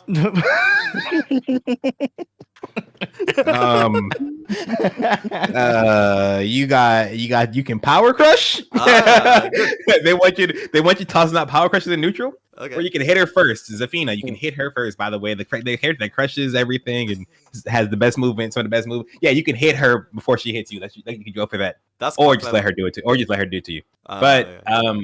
Seriously though, like it goes back to what I was saying earlier about the counterplay being like the removing counterplay means removing gameplay, right? Yeah. If this character has a weakness of sidestep, and then we just say here, by the way, there's a mid homing range 3 move that is plus on block also when you have when they have power up, right? Then it is removing a lot of what I can do against the character. I think the design team has they address the right things, right? But they do it kind of not in the best way, I think. Mm-hmm. Where over time, obviously there's throughout Tekken 8's lifespan, there's been things that were clearly egregious, things that needed to go, right? Like Dragonov's everything. QCF, we're complaining about QCF4 because QCF4 it is plus on block, it goes full screen, it's hard to step, it knocks down, it hits grounded, right? It does all the stuff. They nerf it by reducing the damage that you get off it, basically by removing the wall hit, the wall split, so you don't get a combo off of it, right? Mm-hmm. But we're not complaining about the damage. We're complaining about how it beats everything. Right. And then so they make reward changes when there needs to be design changes, and they make design changes when there needs to be reward changes. Right? Like June, she didn't need. Yeah, she did need some help. Right? The character was kind of weak, but we weren't saying, hey, June's design needs to change. We were saying she give her more poke damage, right? Let her pokes let her poke stand out more. Make it easier to find success with the character, but not change her whole design, right? So they're making, if they could separate, like, when does when do we need to make a change to the counterplay this character loses to, right? When do we need to make a change to what the character actually does in game versus when do we need to make a change to the reward the character gets for what they're already doing? It would probably lead to a lot healthier changes to the game overall. And I think this is an example of a poor one by with the Zafina. So amplify the strengths of a character. Amplify what the identity is of that character, right? Rather than giving her a new identity, is what you're saying, right? Yeah, or trying to patch holes into the identity, right? So they'll go, hey, this character is weak, and this character must be weak because they can't do this. Well, no, this character is weak because the thing they do isn't strong enough. You can give them things that you can make what they do, what they already do, stronger, as opposed to trying to cover what they can't do. For example, like we go back to Jun, like we were talking about Jun. Yeah. Make her down back 3 more plus on block, plus on hit. Sorry, make it do more damage. That way you are opening up the opponent easier and better with something that is within her identity. I think that is something that you do rather than changing her identity and making her more of a stance character, which she wasn't before previously, right? So I think, that is something that I hope that we do see. And again, by the way, ladies and lads that are watching, we here on the panel, we don't know all the changes that have been made to the characters. So we're all trying to, we're looking at this isolated. We're looking at these moves, which is what you guys want us to do, and we're doing that. But we have to remember that 1,500 changes have been made to all the characters across the cast, and we're clearly seeing that there are some design changes to characters, which is, you can have your opinion about it, whether it's good or bad, but we don't know what the actual power scaling of these characters is going to be. We don't know if Jun is actually just going to be like just unbelievably strong now and obnoxious because of the stance stuff. We don't know if Zafina has been nerfed in other ways, but even though that, I feel like there's very little counterplay to the back bumpers too. But yeah, moving on to the next thing. I think just like we're trying to go through this quickly now. Like King obviously got a new string and stuff, and they're always going to add new strings and moves to characters.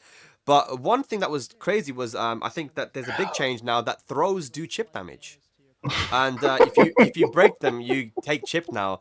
And as you can see, when King is in heat, they're also homing as well, which is one thing. I really hope that King's pokes have been nerfed like a lot, so that they've just trying to buff his throws, which I'm totally fine with. But let's talk about this, man. Chip damage from taking throws, Kavis.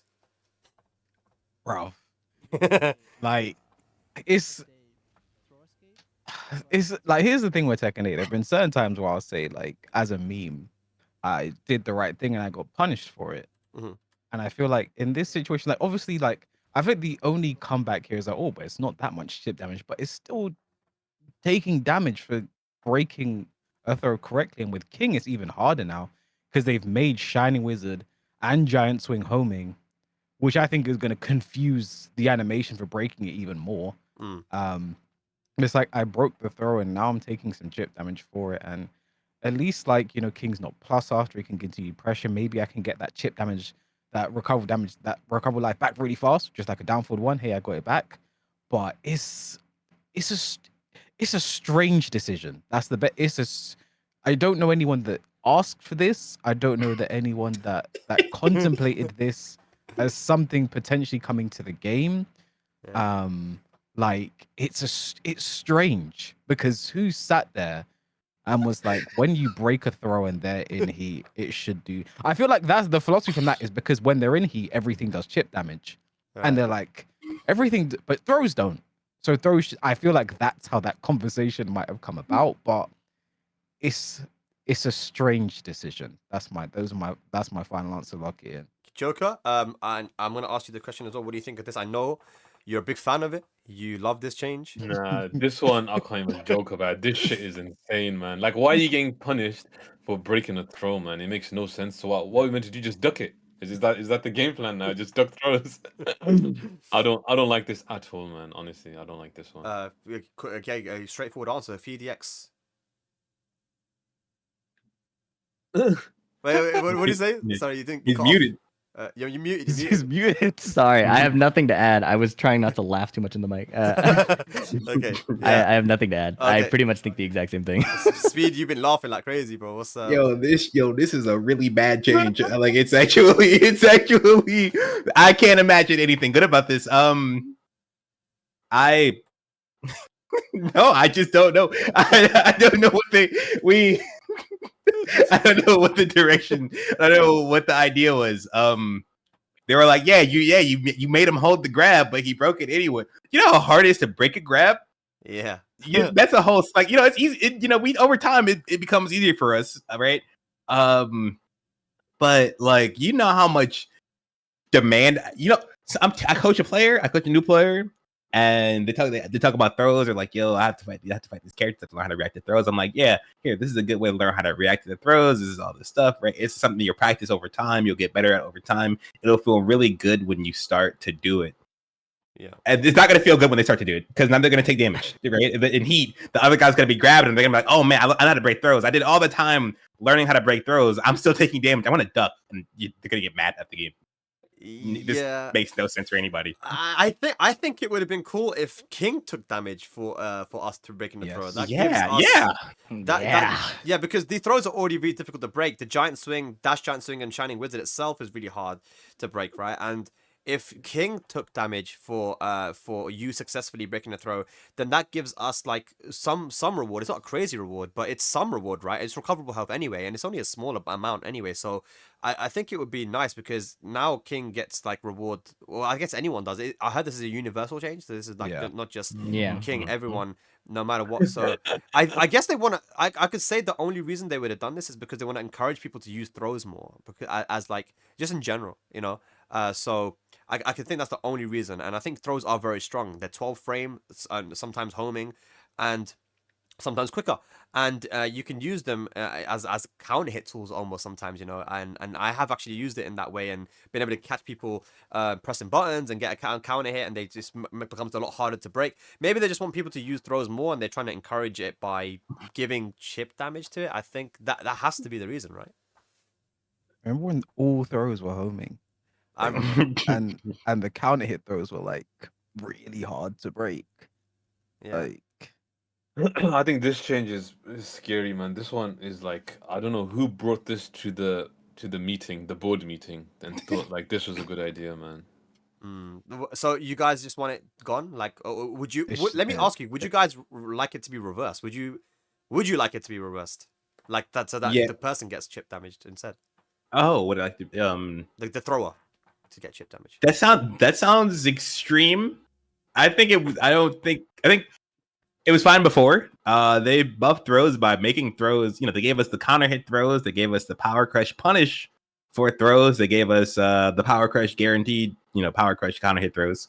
I think throws were buffed well enough. I don't understand why. I don't know who thought throws needed another change, another buff, and then to make it so that you get buffed for where you're punishing the guy for breaking the throw is also kind of I don't know. I give up. I'm done. I'm done talking about this one. That's so crazy. I think this one's the worst change of everything they showed for me anyway. Oh wow, really? It doesn't appear there's a justification for it, and I think as well, like Speedkicks mentions, it's like they just want they want us to just do more throws, but at the end of the day, they have made throws so good in this game to the point where if people aren't using them now, you're never gonna get like power crush punish throws. Like you can launch -14 power crushes if you have like we saw Gosane do it ATC versus Clive versus Kato. He did the power crush, Gosane punish with the launching throw, and that was hype. That was sick. Yeah. It's like that's if people aren't using throws now, like you're never gonna get them to use them. People are using throws. Yeah. Maybe it's because King players aren't, because they're too busy trying to counter hit. Yeah, maybe the buff throws. Yeah. All right. Quickly then we have Yoshimitsu Flash. We all agree Yoshimitsu needs to be heavily nerfed, and they made the recovery on the Flash a lot more, and it's a lot more because they actually did a jab afterwards to show just how the recovery is. It's definitely a lot more punishable. I know you guys are going to be all for that. And we're hoping that Yoshimitsu also gets a lot of other nerfs as well. Is there anyone on the panel that disagrees here with that? No. Yeah, cool. I think we don't really say much more. There is a new move that was also added in with Yoshimitsu, but it's kind of unimportant. It is what it is. It's okay. If you want to see it, I can show you right here. It's a move that goes into the pogo stance. I don't know what it's called, but I call it pogo stance. And it seems it seems interesting. It seems wacky and gimmicky, which is what Yoshi's all about, man.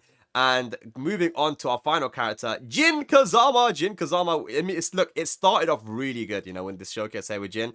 214 -10, up forward 2 -10, down 2 +4, and no longer knocking down on counter hit.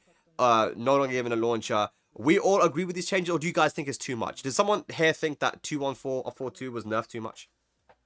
I think 214 was nerfed too much. I think they should have just let it not counter hit and knock down, and maybe you shouldn't be able to delay 214 in my opinion. I think -10 is a bit too much, but I understand at the same time. Yeah. Okay. So yeah, that's up forward, and then obviously they showed up forward 2 as well as being -10. I think everybody was asking for that, and we're very happy about that. Shout out to Daniel Mardo, who's going to be complaining about that for the next year. But down 2 also. I mean, Joey Fury said it very well. I can't believe they let that rock for 14 months. That's pretty crazy move, and I think that I'm very glad that that's been nerfed as well. But they also showed that Jin wasn't left alone when it comes to some changes and some buffs. He actually got some cool stuff in Heat, some interesting stuff in Heat. What do we make of this? I mean, Speed, you said that you're very good against Jin and you do your thing. Like, what do you make of this stuff? It's gonna be a lot harder to. I need to see the other changes because that move seems ridiculous. He just gets to do apply mix-up. Like he gets to apply. The thing about Jin is that he always kind of has to make a decision between if he wants to do an oppressive button like Demon Paw, like forward 4, like 2-1 finish even, right? If he wants to do that, or if he wants his frame advantage and to mix into actual pressure. Yeah.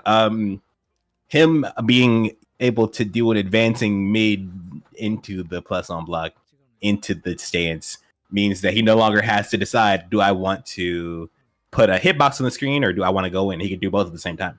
Right. Yeah. And I think that's overall not good. But again, like I said, I need to see the rest of the changes. Right. I don't know.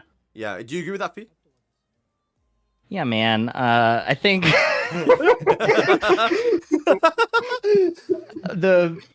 that move is insane. I feel like it was covered very well. I was about to bring up the change they showed after, where his Zen stance, the low, is now 3 frames faster. Oh, it's 21 frames. And to complement that, they made the Zen 2-hit string, the 1-2 heat dash launcher. Yeah. It just feels like Lars gave him some notes and like, hey, why don't you do this instead of what you've been doing? Yeah. Yeah. It is what it is. It is what it is. I think we're gonna have to wait and see the rest of the moves, the changes, so that looking at this, it still looks like Tekken 8 Jin, if you know what I mean. It's not like Jun, which has changed considerably in terms of design. So as long as everything else has been nerfed in some way, like maybe the 442 got nerfed and other stuff, we'll see how it plays out. Kwis, you got a lot of experience against Jin over the years. What do you make of this? It's something like it's like they take, because again the first thing they showed with Jin was the nerfs. It's like, and they were all good nerf stuff we've been talking about, but I don't know what the word. I don't want to say it's like out of touch, but maybe it is. But like to show Jin buffs at this political climate is quite interesting. I think that's quite interesting because we saw Jin at the finals, and we saw a lot of Jin showing him getting, but like we knew he was gonna get, every character we know was gonna get some buffs and some nerfs. Yeah. It's like, let's focus on the nerfs, please. Let's focus on what's gonna make playing the character a bit more palatable. But yeah, like they made the Zen Power Crush faster. The forward for 1+2 is basically he now has Morning Crow. He can do the Omen mix up now easier out of it. And I think that Omen Hell Sweep when he did 2 hits was -14. Yeah. I want to say, I think that it's okay sometimes to nerf a character and not give them any buffs. I think that's okay. Like, the thing is, if we look back at Season 2 of Tekken 7, where Geese was like a menace, and he got nerfed, but then in another way, he also got buffed, because they allowed him to have a tailspin in the open, which allowed him to really up his damage without walls. So in a way, it's like, I remember Khan from Pakistan, who was one of the best Geese players in the world at the time, a lot of people saying Geese is dead now, Geese sucks, and he was like, no, Season 3 Geese is really good. He might actually be better than he was before, right? So they nerfed him in some way. Backly 2 got nerfed, but they also buffed as well. And I feel like it's sometimes okay to just like nerf the character. Like if they just show a 2-1-4, up 4-2, and down 2, and they show those nerfs. First of all, like I said, the political climate, just show those, and I think that people would have been okay. But also, I think it's okay sometimes to not have to give support to a character that's getting nerfed as well. Be like, oh, we should give him something just because he's getting nerfed, right? Yeah, and I think you know, something I said. I was on this podcast like a year ago or something, right? And back then I said, okay, this is a fantastic like base game. I think, right? I think Tekken 8, the changes to the system that they made initially with 8.0, were all in a great direction, right? The magic fours being gone, low parry, tailspin being gone, all this stuff was pretty, being gone pretty cool. I didn't like Heat, but even the Heat burst got nerfed, and I was hoping the Heat would get toned down even further. A big part of that was understanding that it was like the first year of the arcade release, right? Like if you look at the past games where they released an arcade, they would release and have a bunch of changes, a bunch of crazy stuff in the game, and then they would pull back. They would just take away stuff, right? Okay, this shouldn't be here. This string shouldn't be here. Remove this string. Remove all this stuff, and then you'd have a game. They seem to maybe have forgotten that formula, and they're balancing this like it's a new updated season, like Tekken 7, the next season, like the post-release Tekken 7 seasons, right? After Tekken 7 came out on console, then they started adding in new things for the new seasons. It seems like that's what they're doing here. They're not just continuing to design the game by removing all the extra stuff they added. They're removing stuff and they're adding stuff. Like they're balancing, like they want to keep it at this current power level, right? Which is pretty not good in my opinion. I think a lot of people were looking forward to stuff getting toned down so that they could enjoy more of the game and the system that Namco had presented us with. Maybe they continue to tone things down throughout season 2, but as far as what they've shown, it looks like they're trying to remove things and then add things, and that's kind of not good. Yeah, I agree with that. I think that we're all in agreement here that we want to see more nerfs, and I'm hoping that in a few days' time, guys, season 2 will be out, and we'll get to see the full patch notes and hopefully a lot of the problematic characters. And I think a lot of characters are problematic, in terms of their ability to be able to put on offense and stuff. Hopefully a lot of that stuff's been nerfed, and I guess we'll wait and see what they did, because again, they have mentioned, they've like explicitly mentioned that they know that they want to change defense to make it stronger, right? So let's see what they were cooking there, man. So that's all the characters done. I just want to quickly get your guys' opinion on the characters. So obviously we have Anna. There's a stage coming in the summer, and 2 returning characters and a new challenger, which is, and they mentioned an original character to Tekken, and they said also the colors that you see on the screen are a clue as to what the character is. And I'll give my opinion. I think that it's going to be, I think it's either Lei Bruce, we have Kunimitsu or Julia, and then a new challenger. I know that the Namco lads were in Madagascar recently. I don't know if it's going to be a brand new character from Madagascar or something. If it's an original character, God knows, but that's my guess. What do you think it is? I think, bro, I just don't want the blue to be Lei. I'll be honest. We're not ready for Lei, man. I don't want Lei with 30 heat smashes, and I don't want that.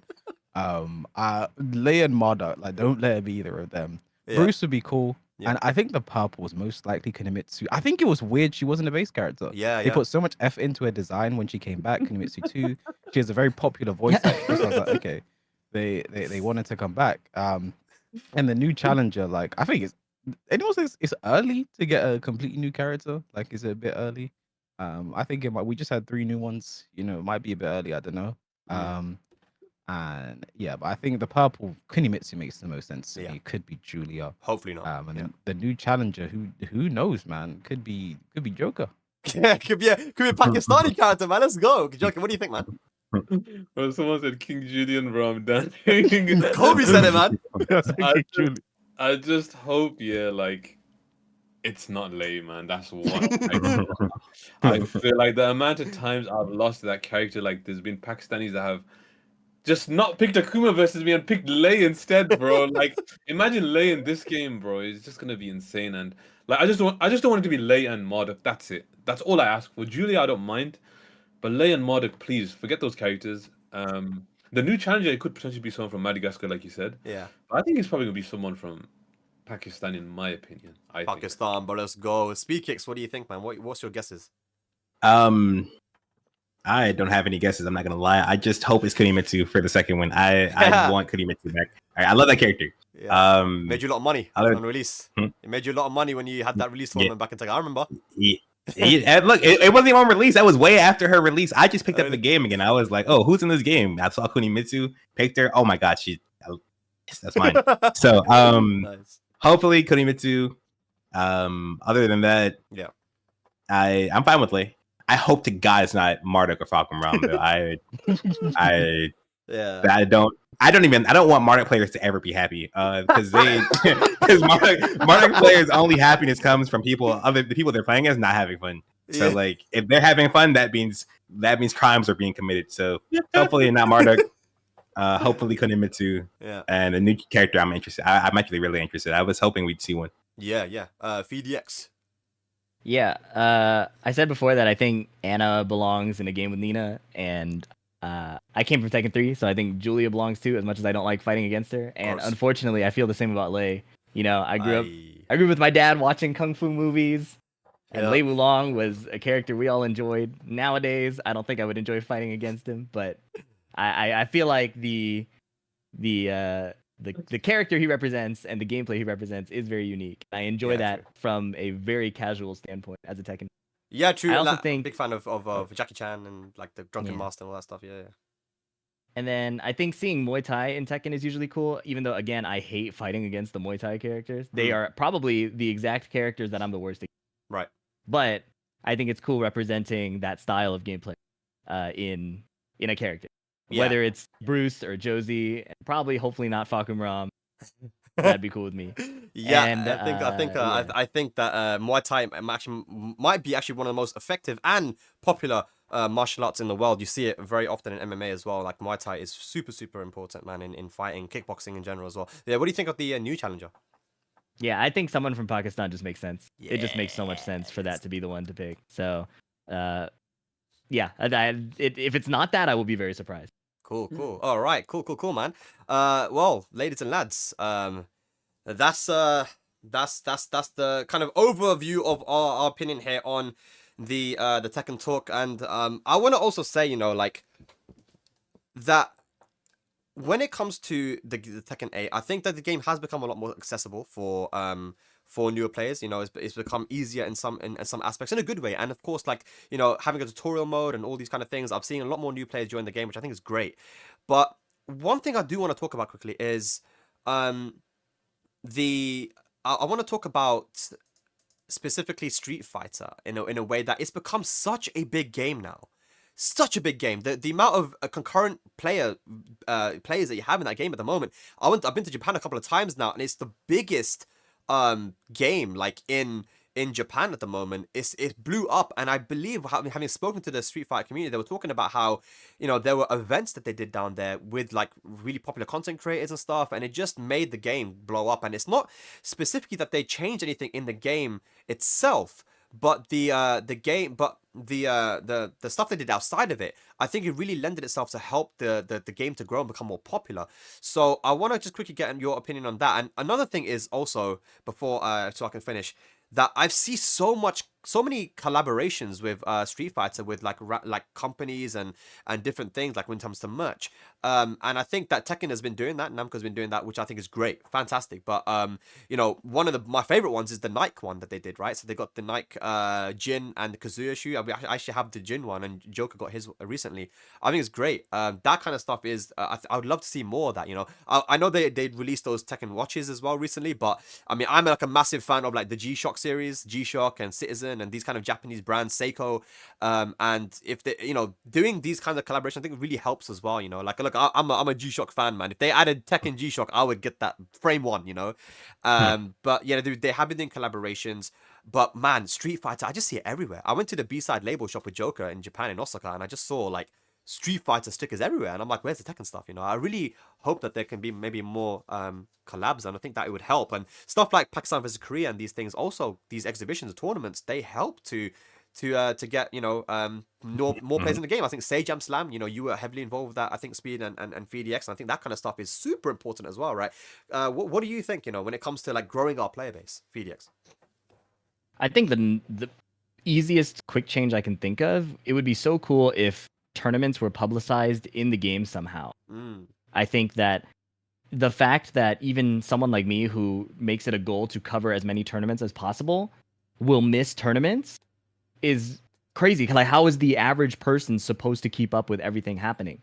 And I don't know what the most optimal way to cover it is, but I think that's a quick change right away. There's already a news tab. People want to see tournaments. The amount of engagement people have in tournaments is very high. People are excited for these things. The storylines, the meta, having players to study, all of these things are really exciting to people. And I think that even just that kind of quick cue of like, hey, by the way, there's a tournament happening, because not everybody's on Twitter. Right. Like, not everybody is getting announcements on like short form media or whatever platform they're on. So I think in the game where they play would be a great way to just plug in like, hey, tournament happening, tune in. I think that people want to see the tournaments. They just need to be reminded. There needs to be more broadcast. I thought the Boz and Soup collaboration, the promotion for that was insane. I think that set an amazing standard for how we could be pushing player storylines, getting their perspectives, even just the images that were commissioned, like the artwork. It was so impressive. I love what Pakistan versus Korea did. Absolutely. Any thoughts, Speedkicks, on that? Yes, I coach a lot of new players, and a lot of times I hear like, "Oh, I got into Tekken because of the Jam Slam," right? Like that's something that's like very, very common actually. So the community work on as far as like tournaments and exhibitions go, they kind of have a really big impact on getting newer players involved in the game in a way that's deeper than just like logging in and mashing buttons, right? It makes them want to like see what's going on. They start. I play a lot of Street Fighter too, so I've seen like how it blew up in Japan, and a big part of it is they were doing also tournaments like that, right? Like where they have like content creators work with pros, and then during the time where the content creators and pros are like playing together, they're talking about stories, they're telling people about like the lore, like the Daigo parry, they're telling them about all this other stuff like the Street Fighter history. They're kind of like mystifying the community to not just the content creator, but like to their audience, and the audience sees that they want to get more involved, and it just generally gets people, exhibitions, crossovers, merch, all of that stuff. It all adds up together to kind of make people want to get more involved with the game. Yeah. So I think more of it is a good thing. For sure. But we need more of it, Kawis. Yeah, I agree, and I think PhiDX mentioned something. I've said this before in the past. Like that, we have a news tab. Like I feel like just if it links to like if it doesn't have to be every tournament, but like if it's challenger and at least Tekken or tour events, something like that to help spread awareness that people know this master event's happening, this challenger event happening. I don't know how much update that would like if the game has to update to add to the news tab and then stuff like that. I don't know. But I think in terms of like Street Fighter do a great job, and I think that we should collaborate with Street Fighter. I think. Because we've done that before. We brought a Street Fighter character to the game. Why don't we do that again? Why don't we bring him back? So, JoKa, what do you think? JoKa, what's your opinion on this whole thing? Yeah, we're going to mute Kobe now. I think we should do more collabs, like you guys mentioned, with content creators and stuff. And I think what PhiDX said about finding information out about tournaments is so important. So many people come to my stream and ask me, "Oh, how do you find out about tournaments and stuff?" I have social media, but I still can't find out about certain tournaments. I think having something as simple as in the Fight Lounge, the news tab. I think one big thing that needs to happen, which I'm sure everyone agrees with, is whenever there's like a big tournament, a Tekken World Tour tournament, like why not just let us watch it in the Fight Lounge? Like, how hard is that to implement? Like, I don't get That'd it. be awesome. Like, yeah, something like that should be a thing, I think that'd really help the game, tournaments. Yeah, I think stuff like that needs to happen more, and I think more merch as well. not underwear, but like actual like t-shirts. And They got stuff. underwear. I'm getting underwear, bro. That underwear is sick, bro. Nah, talking bro, I'm about? not getting that Yeah, underwear. you're I gonna want wear it. like I know you're gonna wear it. t-shirt. No, I'm not. I want like t-shirts and stuff like that. You know, it's cool. Yeah, it'd be sick. It'd be sick. They actually just announced recently, I think on the Tekken Talk, that they have the JB style t-shirts now as well, which are awesome. But yeah, either way, guys, thank you so much for watching the Heatspeak podcast, guys.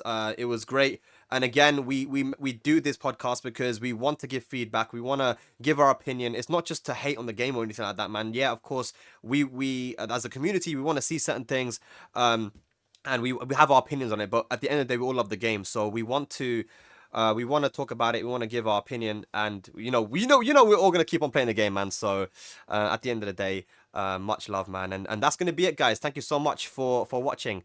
I will catch you next time. Take care.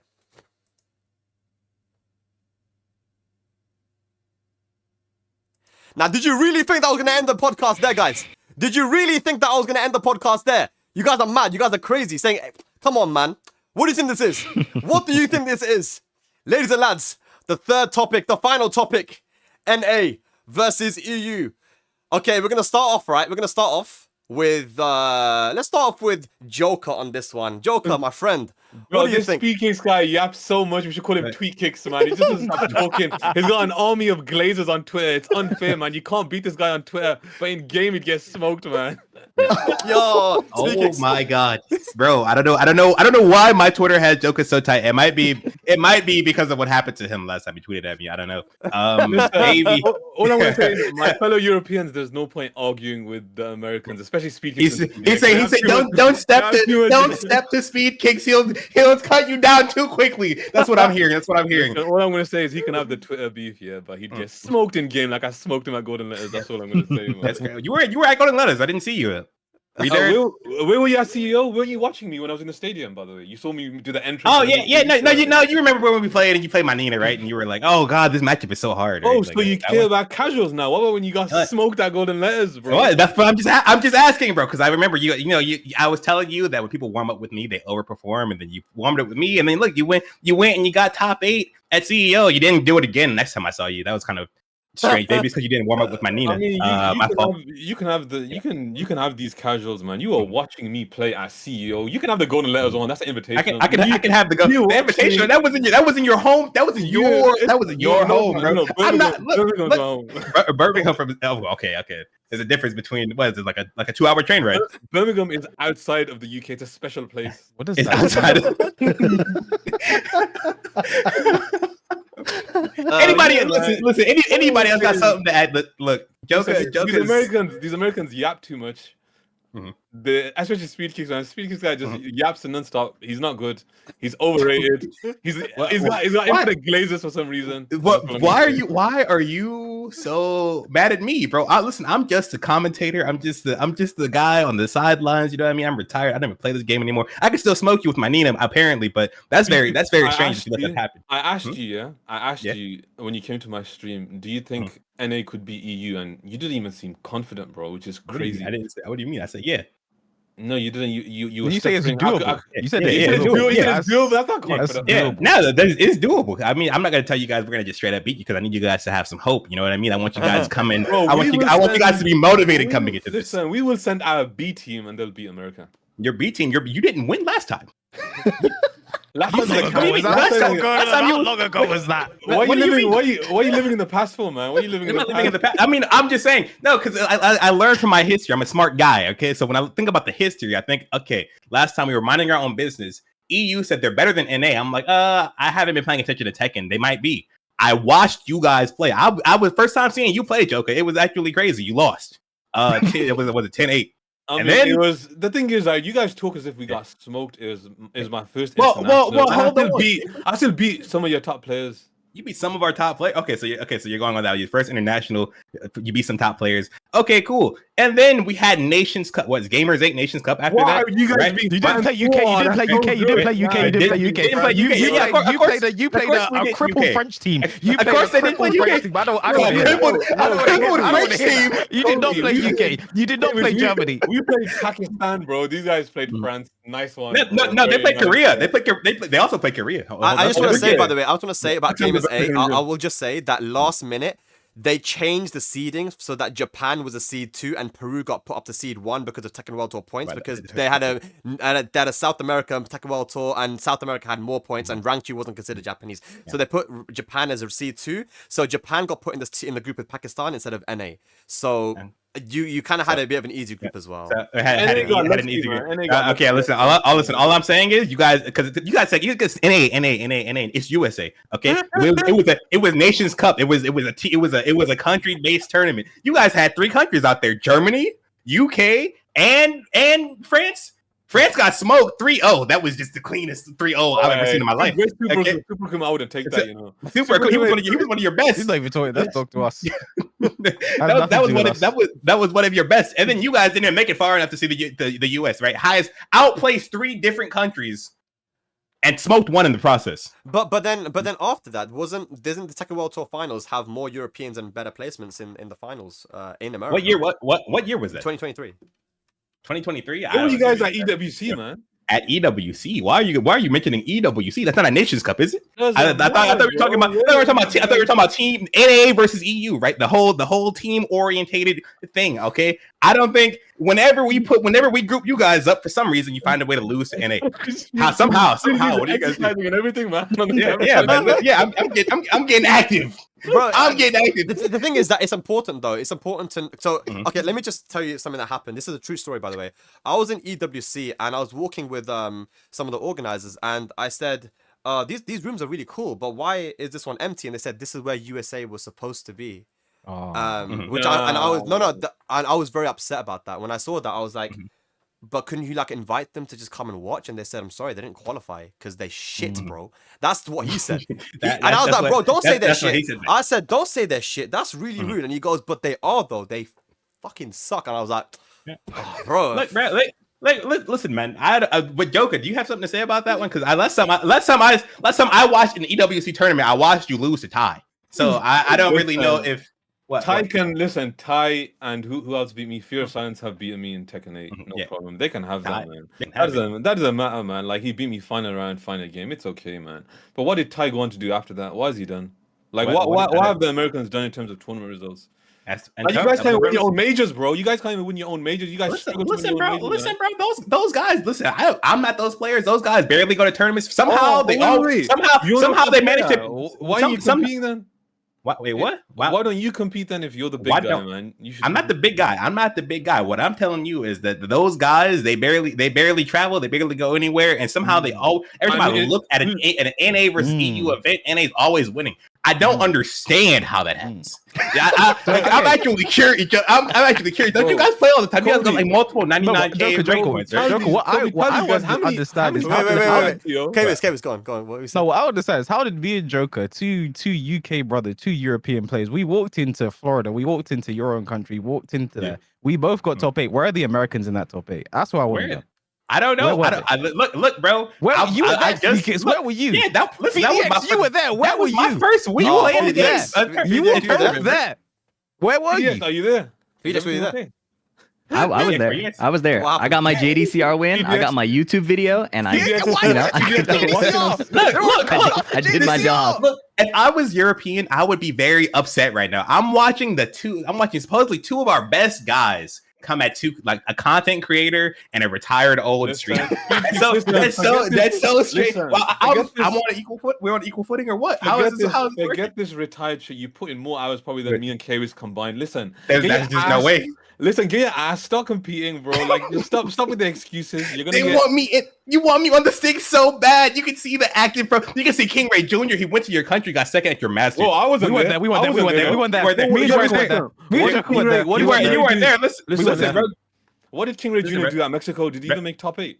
At Mexico, I'm talking about the master event in the UK. I wasn't there. You weren't there. We both went there. You should have been. Apparently, maybe if King Ray would have got another win. you guys let King Ray Jr. walk in and do that. What happened the next day? King Ray Jr. came face to face with European. What happened when Tetsu got his hands on him? What happened when Tetsu ran up and did a hop kick? Is that what you don't want to play Speedkicks? Because of Tetsu, you're scared he's going to beat you like he did at DreamHack Dallas. Is that what you're scared of? Speedkicks got 13 streak, man. He doesn't want this smoke, man. He gets smoked in tournament. Wait. I need to clarify this. Speedkicks. Is he chatting shit? Because I didn't see this. Did he 13 streak you? My Poirn, yeah. Oh, okay. It was probably worse. so It was probably worse. You know what it was? I actually What? felt bad for him genuinely because there were people watching. I'm sure Richie was there watching, yeah. And Uh, I was like, bro, this is kind of easy. This is a bit Oh too yeah, easy yeah, for yeah. them. Ricky was definitely watching it if he just lost to me in tournament. Yeah.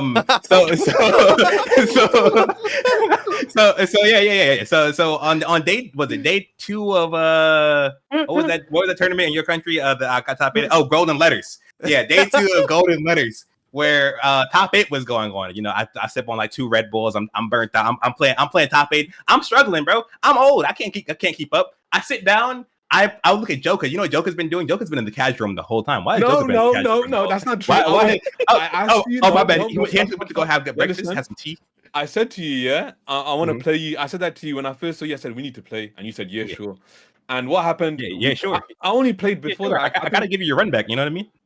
Run back from what, bro? You got From the last time we played, bro. even CEO, you lost to me, bro. No, I did not lose to you. You were like, yo, the Nina forward 4. Oh my god, you're hit confirming that. I've never seen that before. Why doesn't y'all do that? You know what I mean? It was really bad. I was like, damn, there's no way he's praising my Nina this hard. It was like I've only been playing for like 3 this weeks. Guy's bragging about casuals, yeah. When he watched me as CEO, yeah, he watched me compete as CEO, bro. So now I'm bragging about casuals. I'm the one bragging about casuals. Bro, you were sat there watching me in a stadium, bro. How did that feel? You saw me and Kwis make top in your region. I felt very proud. I mean, this guy was just struggling with my day 3 Nina. I felt like I could really be a competitor. And you know what I did after that? I went to Evo and I beat K-Wiz to get to get 9th place. You know what I mean? So thank you, JoKa, for giving me the confidence to believe I could do it too in my old retired age. You're a great inspiration.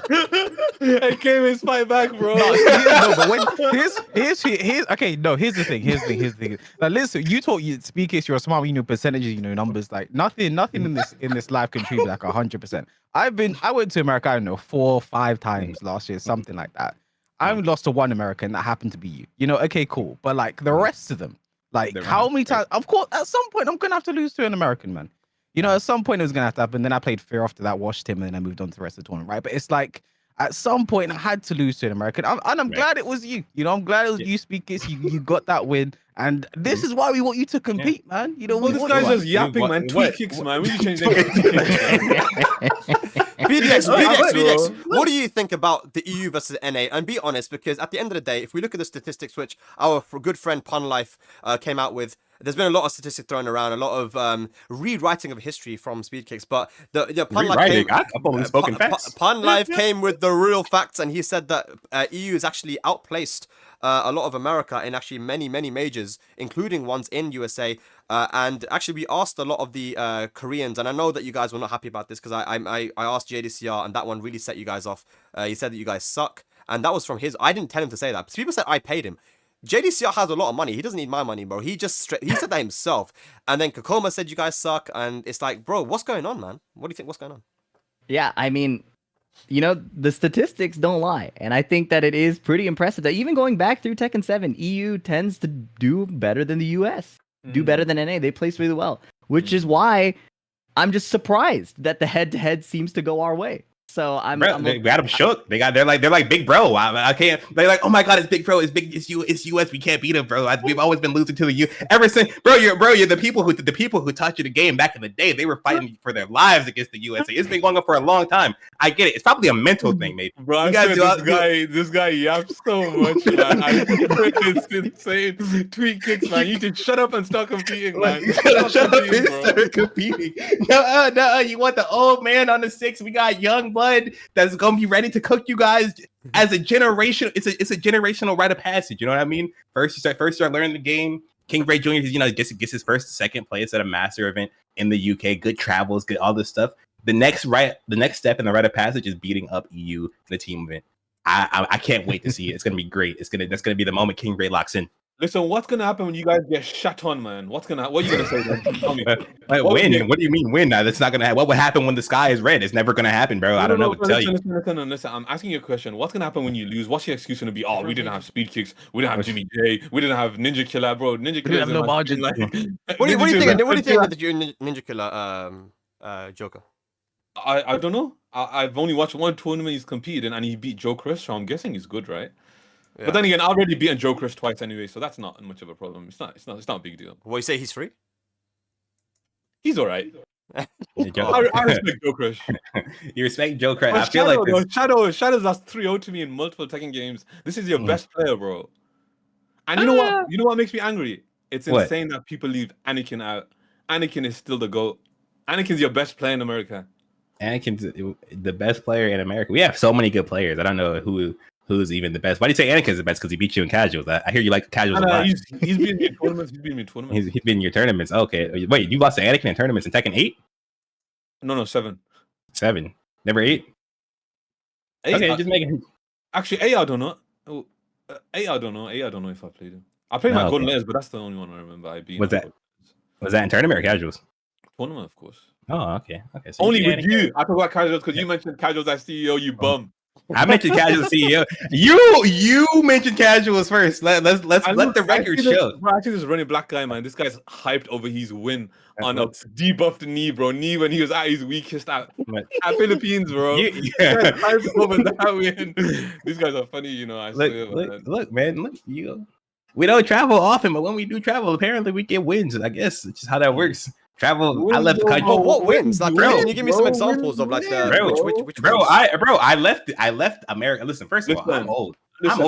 I'm retired. I'm old. I left America one time for Tekken 8, and I went over to UK. I beat Richie. I beat Gosain. You know what I mean? I mean, you didn't beat you.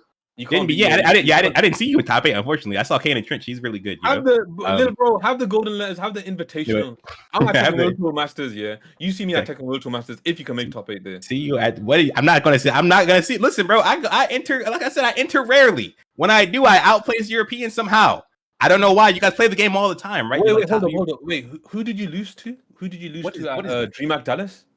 Who did I lose to at DreamHack Dallas? Yeah, tell me which European you lost to. Oh, you mean my first offline, bro? First of all, don't you want to talk about someone? Where's he going with this? Just answer the question. Don't you want to talk about? Well, first of all, I lost to Tetsu. Oh, and then the question becomes: do you want to talk about me at my first competitive major for Tekken 8 in the entire time while you guys have been playing the whole time, or do you want to talk about some actual? Well, you've been competing longer than me, bro. Longer than you. About my first offline, my left bum cheek, bro. First offline for Tekken 8. First offline for Tekken 8 is a little bit different than the past games. Why is it? You said you like this game. You said at the start. It is. Yeah. What do you mean? That's why I went from like 30 whatever to 9th place at EVO. It was just real quick. We got. Oh boy. What is this? Oh, wow, so strong. You're so What is it, bro? I think we got another guest in the call I must be. I'm motivated to get top 8 as CEO. I got a question. Yo. Yeah, welcome, Inconsiderate Raccoon. I coached you. You coached me. You coached me. Wait. Speedkicks, JoKa, Raccoon, hello. Can you hear us? Yeah, I can hear y'all. What's up, man? You wanted to say something? Yeah. Go on. So about NA and EU, the skill levels. Okay. Yeah. But y'all don't know matchups. I'm not gonna lie. So like, we don't know matchups. Well, you got cooked. Yeah, y'all don't know matchups like that, bro. Man. What are you talking about, man? Bro, JoKa, I've watched you play, bro. Like when I watch your Heihachi footage, bro, you be looking like you don't know what the fuck you doing sometimes, bro. Like I just be like, why is he just spamming back forward with Heihachi? Can you even get top 16 at your locals? You're a bum. Get out of here, man. Bro, I win my locals, bro. I don't know what you talking about, bro. I can win against y'all, okay, bro. Against does y'all mean bro, us? Does that mean us? Bro, little bro thinks he's gonna be on the team, bro. Like I'll take down K-Wiz. I'll take down JoKa. You're not beating me in the mirror, JoKa. I'm sorry, you're not beating me in the mirror. Bro, you're ass, man. You're not even worthy of talking to. Don't even pick Reina against me. Your best bet is Fang Wei. Your best bet is Fang Wei. Hey, forget this guy. This guy's a nobody. Speedkicks. You're gonna get nobody, bro. What you mean, bro? I be beating some of these top players in NA too, bro. They just don't tell you. Yeah, you beat American top players. Well done. Very nice. I don't think that's good for the American top players. You beat them at TNS, yeah? You beat them at TNS. Wow. That's what I thought. Talking, bro. Look, JoKa. It don't matter, bro. I can go offline and do the same thing. I'll do it. Why have you done it yet? Why have you done it yet? Why have I not done it, bro? Because I haven't gotten a chance to travel like that. What you mean? Why is he on me, bro? Get him off me. You're the Google Gaga. Get this guy off me, man. Google Gaga. This man said Google Gaga. Listen, man. In Tekken 7, you was the one learning from my fucking Fang. Last time I checked, motherfucker. You was the one learning from my Fang way. You was in his chat? You were learning from his Fang? What He's kind of not- yap is this? You dropped Feng, you absolute bum, bro. Why are you even talking, bro? I dropped Feng. I got top 8 at America in 2022, bro. You were watching me. You were watching my Feng when I was beating your top players. I was being junior at Oh the yeah, time. but I was being don't shadow remember at you the getting a time. single top 8 and No, I ain't gonna lie, yeah, bro. of course you don't, because you weren't there, you bum, bro. Shut up, man. Get out of Okay, here. which tournament was it then? Which tournament was it? CO? I beat Shadow, Junior, Genghis. I beat all your top players.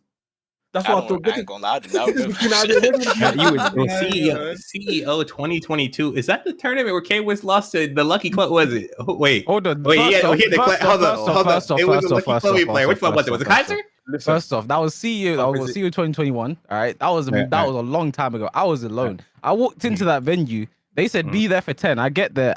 Just before 10. They're like, K-Wiz, get on stream right now. What do you mean? You said be here for 10. I thought that'd be warm up time. They couldn't find Arson Ash. Arson Ash was missing. He was supposed to play. I said okay. Okay. I got to play straight. No one. I played him wherever. He did a back swing blow while his back was to the wall, and somehow it worked. Whatever, man. I lost that, and I was alone. Like, I had no one. I had no moral support. I was alone. You guys notice how it's always something up with the tournament organization, right? Listen, They told me to be there. Oh my god! The seating was so crazy. Oh my god! Japan had to play Pakistan, and the seating made us like number 5 instead of number 6. Here we go again. Talk about a different game. We're talking about a different game. I was just asking questions. Yeah, Speakers, what are you gonna do? Yeah, I'm just gonna be sat like this here when the 10v10 happens. Yeah, I'm gonna be sat like this. I'm just gonna rally up the troops. I'm gonna send 2 guys here. I'm gonna say, go fight them, beat their ass, and you won't get OCV'd. What are you gonna do then? Get OCV'd by who could OCV? Nino. I think Nino. Honestly, I feel like Nino. No, hang on. Wait. Like, I just want to say that when Cuddle and Shadow came to Germany in the end of Tekken 7, and Shadow and Cuddle, obviously some of your best players. Nino won with Panda against Zafina, bro. That was probably the worst matchup in Tekken 7, bro. I don't think there's a worse matchup than that, and he still managed to win. He beat Cuddle and Shadow, and then of course you know what happened in Golden Letters. Nino with Speedkicks, so he's very strong, right? And I do think that if he was to play versus the Americans, I don't think there's a single guy that can beat that guy. And then obviously Tetsu, I think Tetsu beats all of you guys too. Easy. I'm actually very happy you guys are putting your faith in the Bear player post season 2. I actually hope you keep that same confidence after we see the patch notes. I don't want to hear. I want you to stand on that one. Nino's gonna OCV after the patch notes. But don't you guys have like a bunch of Yoshi and King players? What do you think happened to them in season 2? Bro, I don't think King has home. Bro, listen, you guys are gonna get smoked by Kane and Trench and Jod as well. We're just gonna send them up, basically the Dragunov basically. He's gonna do that, I'm gonna do that, and that's it, bro. You're gonna get smoked. I get it now. Kane and Trench plays Yoshi, Jod plays Nina, Nino plays Bear. You guys are really happy that the current state of the game buffed you guys. I get it. I understand. That's why you guys are so confident. Because I was wondering, how are you guys so confident after losing every team event ever? You know what I mean? Calm down. There was 2 because there was 2 Nations Cup. Actually, there was another one. There was another one. Wait. Golden Letters 1. There was a team event, and Kane and Trench OCV Team America. Canaan, what Red Bull, what Golden Letters team event? Golden Letters won. You just because you didn't see it doesn't mean. Okay, an invitational for individuals, not a US. Not a US. Golden Letters invitation doesn't matter. Yeah. No, it doesn't because I'm there. You know what I mean? I got invited out of your best players. You know what I mean? I don't know who put together the team for Golden Letters. Every team event where the US gets to choose its players. You just tweet too much, man. You're Speedkicks, bro. What do you mean? What do you mean? Yeah, you're out of stuff. You're out of stuff to say. You don't know what to say. You're just dancing on camera and everything. Yeah. No, I'm letting you guys know what it is. I was really confused about how you guys got so confident so quickly. I understand now. You know what I mean? Fang, top tier, broken. Nina, top tier, broken. Yoshi, top tier, broken. Kuma, top tier, broken. You guys have been. I get it. You guys played the weird characters for so long. It's finally paying off. We really have to wait until after the patch. I'm telling you right now because I don't want it to be embarrassing. Well, after the patch notes, you're gonna get smoked, man. It's same shit's gonna happen. And it won't make a difference. It's not gonna make a difference. Okay, but really? I just want to say, PhiDX. What is your opinion on NA possibly being the worst region in the world? Content. The worst region in the world. Yeah, I think that maybe Ivory Coast and West Africa could beat you guys as well.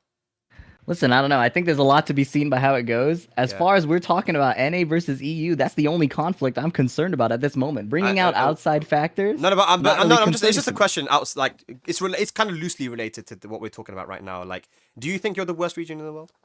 me. I don't think we're the worst region in the world. Not at Who all. is then? Speedkicks. Who is the worst? You want me to call out a region for worst region in the Speedkicks, world? basically, it's Speedkicks. Yeah, Who do you think? Well- Consider Raccoon. Who's the worst region in the world? it's y'all. Bro, this is Look, crazy. Yeah, it's got to be Europe. You know what I mean? Look, the Middle look, East, look, the Middle East is y'all very good fun. against some regions, but it's like, when I see y'all perform against like other regions, like let's say, okay, you good against Pakistan. When I see y'all against Korea, it's like, oh, yeah, Bro, y'all ain't doing shit against them. When you against us, y'all barely doing shit against us. Only Bro. like 2 of your players could do shit against NA, bro. And who are those 2 players?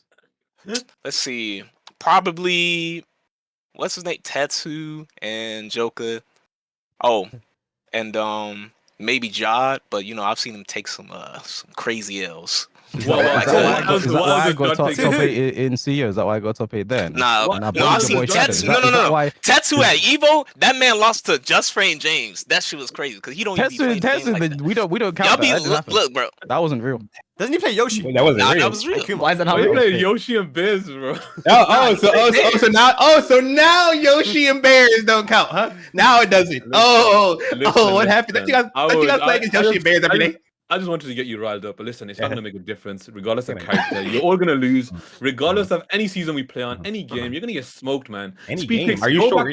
Go back to tweeting, man. That's what I'm gonna say to you, bro. JoKa, Go y'all back put to- all this work. Y'all put all this work into Tekken 8 just to lose to NA players who barely play the game. That's how bad y'all are, bro. That does. I Which don't NA know. players, bro? Me and barely Joker plays don't the relate to that. Who barely plays the game, bro? Whoever y'all be losing to, bro. How does that make sense, bro? Well, Doesn't even listen, know what man, he's it's talking gonna, about. it's gonna happen. It's gonna happen. Bro. Look, it's gonna happen in season 2. Every common breaker happens. I'm gonna see Super Akuma lose to somebody that don't play the game. Why just are you like doing he that? did next Why would you want Super Akuma Tekken 8 I'm gonna on see this K. year? I'm gonna see K win. I'm gonna see K Wiz lose to Just Frame James. I'm gonna see JoKa get fucking robbed by Jake, man. Like it's gonna happen, bro. Listen, man. That's what Yeah, happened nothing's- so much last year. Nothing's gonna happen. Speedkicks is gonna lose. All I care about is this Speedkicks guy. He just talks so much shit. He's ass, bro. That's what I'm gonna say. You can't. Whoa! What did I The do? rest- What listen, what the did I rest- do to? What did the I do to rest- deserve this? Listen, the rest of NA, I'm gonna send the troops in. Europe, go attack. Basically, I'll be sat there watching, and when Speedkicks steps up, I'll be like, "Let me take this guy free." Oh, so Wait. wait. Speaker, you said that you don't want to actually play. You wanna be a manager Of course role he doesn't. of this. Yeah. And you know what? I want you to be in charge. I think that most of NA would be. PhiDX, you'd agree with this as well, right? Like Speedkicks is in a good position to pick a good, strong NA team, right? 100%. Yeah, so we agree, Speakers. You got the knowledge, you got the experience in the community to be the general of NA. But these guys, the NA guys, are the ones saying that they want you to play. You're saying that JoKa's asking you to play. We really want you to play. It's the NA guys that really want you to play. They're like, look, Speakers, you are highest They need placing him. player, and we need you. They said that we need you. I don't know about that one. If I talk to any of the NA players, they're like, yeah, you're good. It's always the European. It's Europe, right? So it's JoKa, right? He wants the old man on the six, so he doesn't have to fight people who practice every day. It's like the European fans. They want the old man on the six, so they don't have to see, the guy. They can get the guy who doesn't practice every day. Rip You know what just I mean? said that he I wants you to play, understand. though. Yes, Rip is an EU double agent. We've been known this. Wow. Don't say that about Rip, bro. No, we said That's that a long rude. time ago. If you look at Rip's timeline, the only thing he's ever retweeted is like some European players talking trash. Right? We know what it is. We understand. Rip, you guys sent Rip over here to try to cause dissent. You know, Rip. Basically, Rip attack. That's crazy. Rip's a double agent. That's not cool, man. But I understand though. I understand that the tactics you guys use, right? You guys want to send Hey, everybody. Rip, you're in the Discord. If you want to, you gotta jump in and Yeah, say something. you know what I mean. Look, bro. We're not here to argue with your double agent. Okay, I understand the distraction you're trying to create. Speedkicks, No, are you going to play? Yes or no? Am I going to play? No, I'm not a player, JoKa. I understand. You've seen my name out there. You know what I mean? You really want to see me on the six. You're like, this guy is NA, but NA has so many players. We've got so many players, right? You haven't even seen them. You know how he notice how he said so many players, not so many good players. You know how he said that? Wow. Right. Wait. So okay, this is a good time to ask this question then. Between you and PhiDX, and Raccoon, you can contribute as well. who? I mean, you don't have to give a full list now, but who are some like people that you would say are guaranteed to be in this this 10v10 for you or whatever we do exhibition? Guaranteed. King Ray for sure. King Ray? JoKa for sure. Yeah. Do you agree with that? Raccoon for sure. Raccoon? You could. I'll beat some of y'all, bro. I'm telling y'all. But You don't sound confident, Raccoon. I'll be some of I y'all. do sound bro. confident. You don't. Listen, man. All we got Ninja Killer could def beat y'all. He'll a hard carry the team if you put him up first. Fear. It's gotta be He could Jake definitely Man. beat some of y'all. Jake Man, of course, Jake Man. They don't got King players over there. They suck against King. Just Sandy, and he also a King player. Wait, Tasty Steve talk about beans and toast, bruv. Trust Shit, me, fuck you, bruv. even Tasty Steve knows that we're better than USA, bro. This guy, Yeah, this guy was in Tasty- Germany recently. He's Tasty like, Steve, bro, he Tasty knows. Steve is just a law player, bro. Okay, that's a law player. I A don't law listen to law player opinions. Tasty Steve plays Bro, law. He he- plays King, bro. Where Yo, did that go? Raccoon- yo, He doesn't Raccoon know was You his say, own- oh, his Tasty own Steve. business. Oh my god, bro. I was This guy thinking said of this guy's fried. His brain is fried, bro. King, Raccoon, what are you doing? I don't listen to invite you on the King, bro. I don't podcast. listen to You're King chatting player shit, opinion. bro. They're panicking, bro. He It's plays like King. I don't Speedkicks, play man. King. I don't listen to King player Panicking like opinions, bro. Anakin. But you Look want at two Speedkicks you want panicking, Jake bro. Manager Sandy, but you don't listen to King players. What's going on, man? Well, I'm letting Raccoon. I have to let Raccoon talk because I was killing it a little too hard. I need to give you guys some, you know what I mean, some even back and forth. Okay, Yo, you guys say Raccoon is the double agent, bro. EU. Yeah, let's no. go. I'm not, bro. I'm a double agent. Okay. Yeah. Yeah, but yeah, who would you choose? Speedkicks and PhiDX. What guaranteed? You like guaranteed players? Like Who's would I like a for sure? guaranteed? Yeah, you can play mind Yeah, games if you no, want to. You can give us some false information if you want to. Well, first of all, I'm gonna need yours. Oh, you want No, you want ours? you, Alright, you, Joe? you first. Yeah. No, you first, Yeah. bro. You asked you a Me question. first. What are you panicking for? I'm panicking. Listen, I understand how you guys move. You guys have all these secret tactics. You have double agents everywhere. You invite Raccoon. You know what I mean? I understand. You guys move a little different. Can I get some security here? Tweet your team right now. Tweet my team. Tweet my team. Whoa. Yeah. We want to see your team. Get him away. Get him away from me. You know, put him right here. I got a couch. Hang on. Yeah, because I started tweeting out names about just a bunch of players. Right? Just so many, just top tier Tekken players. Okay, right, what would your team be? Honestly speaking. what would my team? Give us be? your guarantee. Don't have to be the whole team. You're guaranteed. Why? What they're asking for the You whole team. slide, This bro. is behind the scenes information. This is. I understand you guys want to prepare, okay? But we don't need to prepare, man. You don't need to prepare. No. You don't need to prepare. No. Are you sure about that? Positive. Okay, because We won't need our whole team. That's what I'm going to say to you. We'll Wow. send 3 players at max. I'll do the Mhm. pose, and that's it. It's Yeah. over for you guys. and you're so confident. So confident. I love that because you were that confident last time. I remember last time. I was like, why are these Now, European guys so confident? Last time, I was shook. I was a confident last time. You guys had you were confident last time. Well, I mean, I Yeah, can I was. understand why you lost. I remember being so shook. I was like, why these guys must be good actually, right? Because I hadn't been keeping up with Tekken. I hadn't watched for a while. You guys came in talking about how bad NA was, and I'm like, I was looking at NA players like, yeah, I could beat these guys too. Like, I guess we're weak and EU strong now. And the way you guys were talking, it sounded like that. And then I watched you guys play. I was just really surprised that you was that confident, and you guys lost really badly. Like, just I mean, it was really badly. really badly, Really badly, bro. Nice. really badly. We're gonna really send, badly. we're gonna send up 10, 2 players. that's 10. I heard. We're gonna send up 2 players. I'm gonna be sat like this, yeah. I'm gonna have my tea, and you're all gonna get smoked. What are you gonna say? He's gonna Then? have his tea. He's gonna have his tea. He's gonna sip his tea and lose for a 3rd time in the team event. Oh my goodness, that's gonna be great content for us. That's gonna be great. I would have loved the PhiDX. PhiDX will be ready. Basically, he's ready now. Yeah. He's making notes. Yep. Yep. Look, he's making notes right now. He's putting off to the side. He's getting ready for he's like marking down the trash. The thing is that I really respect PhiDX because he didn't lie. He didn't sit here and lie. He just sat there and said, EU has outplaced America in many tournaments, and I know he doesn't want to say it, but he basically is trying to say that look, EU is better than NA, and he realizes that because he came down to EU and actually played in a couple of ICFCs, and I think he realized there that the level of Europe is significantly higher than the level of NA, and I think he just knows that because he has the experience against the EU people. He knows the scene really well. So yeah, shouts to Fee, man. Yo, you're a real one. Shout out to the PhiDX. Fee, man. Your Yeah, Fee, I'm clapping shouts- for you, yeah. man. I appreciate I give it. respect where it's due. Yeah. PhiDX, And y'all I don't- still wasn't in TWT. Ain't that fucking crazy? What TWT, bro? Listen. Hang on. About TWT, yeah, you guys had to play a Mexican for top 8. We had to play out of butt, bro. Okay, it doesn't count. And Shadow lost And me you anyway. lost to I don't JoKa give a anyway. damn. You lost still to should have JoKa. qualified. You lost to JoKa. Still should have qualified. JoKa You- should have been lethal enough. He got all that damn training and fucking Pakistan. You still can't beat that motherfucker. Bro, one thing I'll mention, Nobody can beat the John, bro. Yeah, I've never played. That was my first time playing the John. I swear, I've never played him in casuals or anything. But that's besides the point. Listen, I beat Shadow. Shadow's lost to me in multiple Tekken games. Raccoon, your ass. PhiDX, I respect you. Speedkicks, stop competing your shit as well. I didn't even know Shadow got top 8 at TWT finals and there was no Europeans.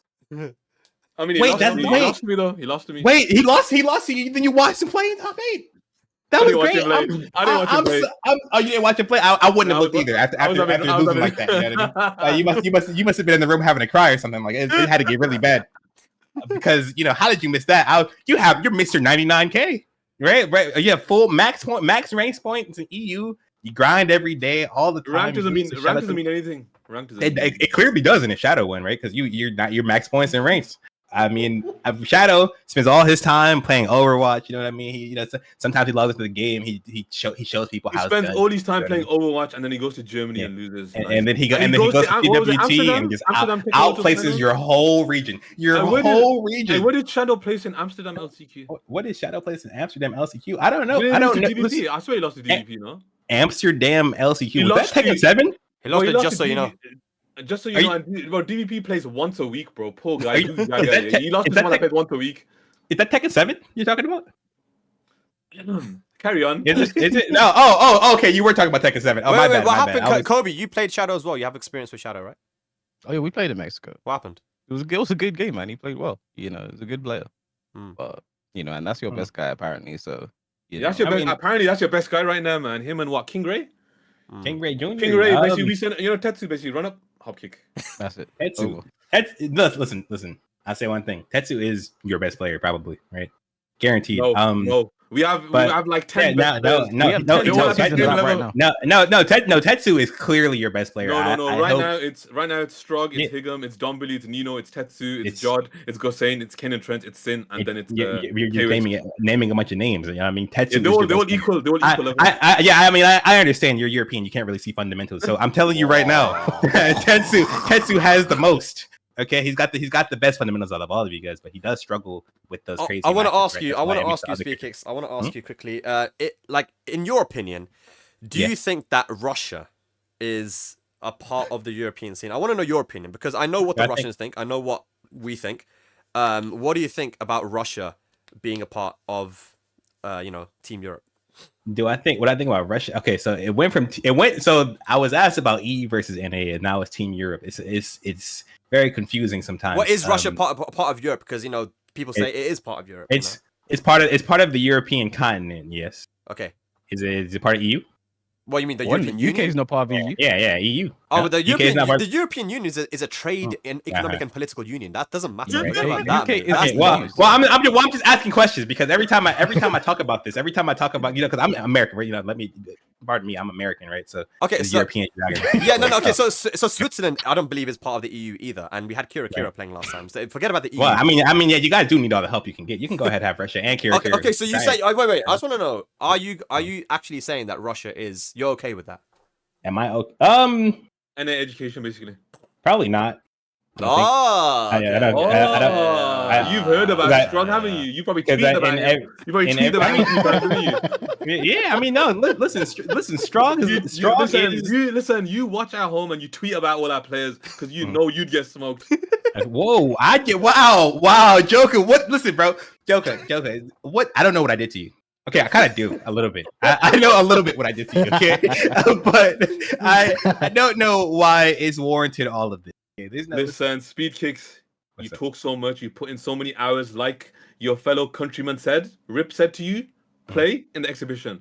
So stop being a pussy and play in the exhibition. I don't want to hear no excuses. When you guys lose, I don't want to hear, I was on the team. This guy wasn't here. This guy wasn't here. Look, play in the team. No look, excuses. Okay, I understand. You've never seen the U.S. lose a team event before because you guys haven't been able to win. But if we did, if we do lose, I would never do that. I'd be like, you guys played well, good job. I can't believe this outcome happened. It's very strange, very odd outcome considering history. Just like when I But- smoked you and you made a term just for the way I fucked you up and team streaked you. You called it Evo mode, bro.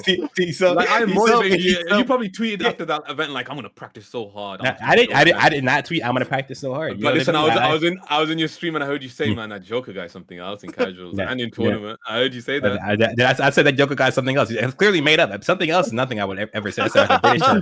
That's something you just making stuff up. I understand you need to feel better after what happened before, but no, it's okay. Listen, you guys win.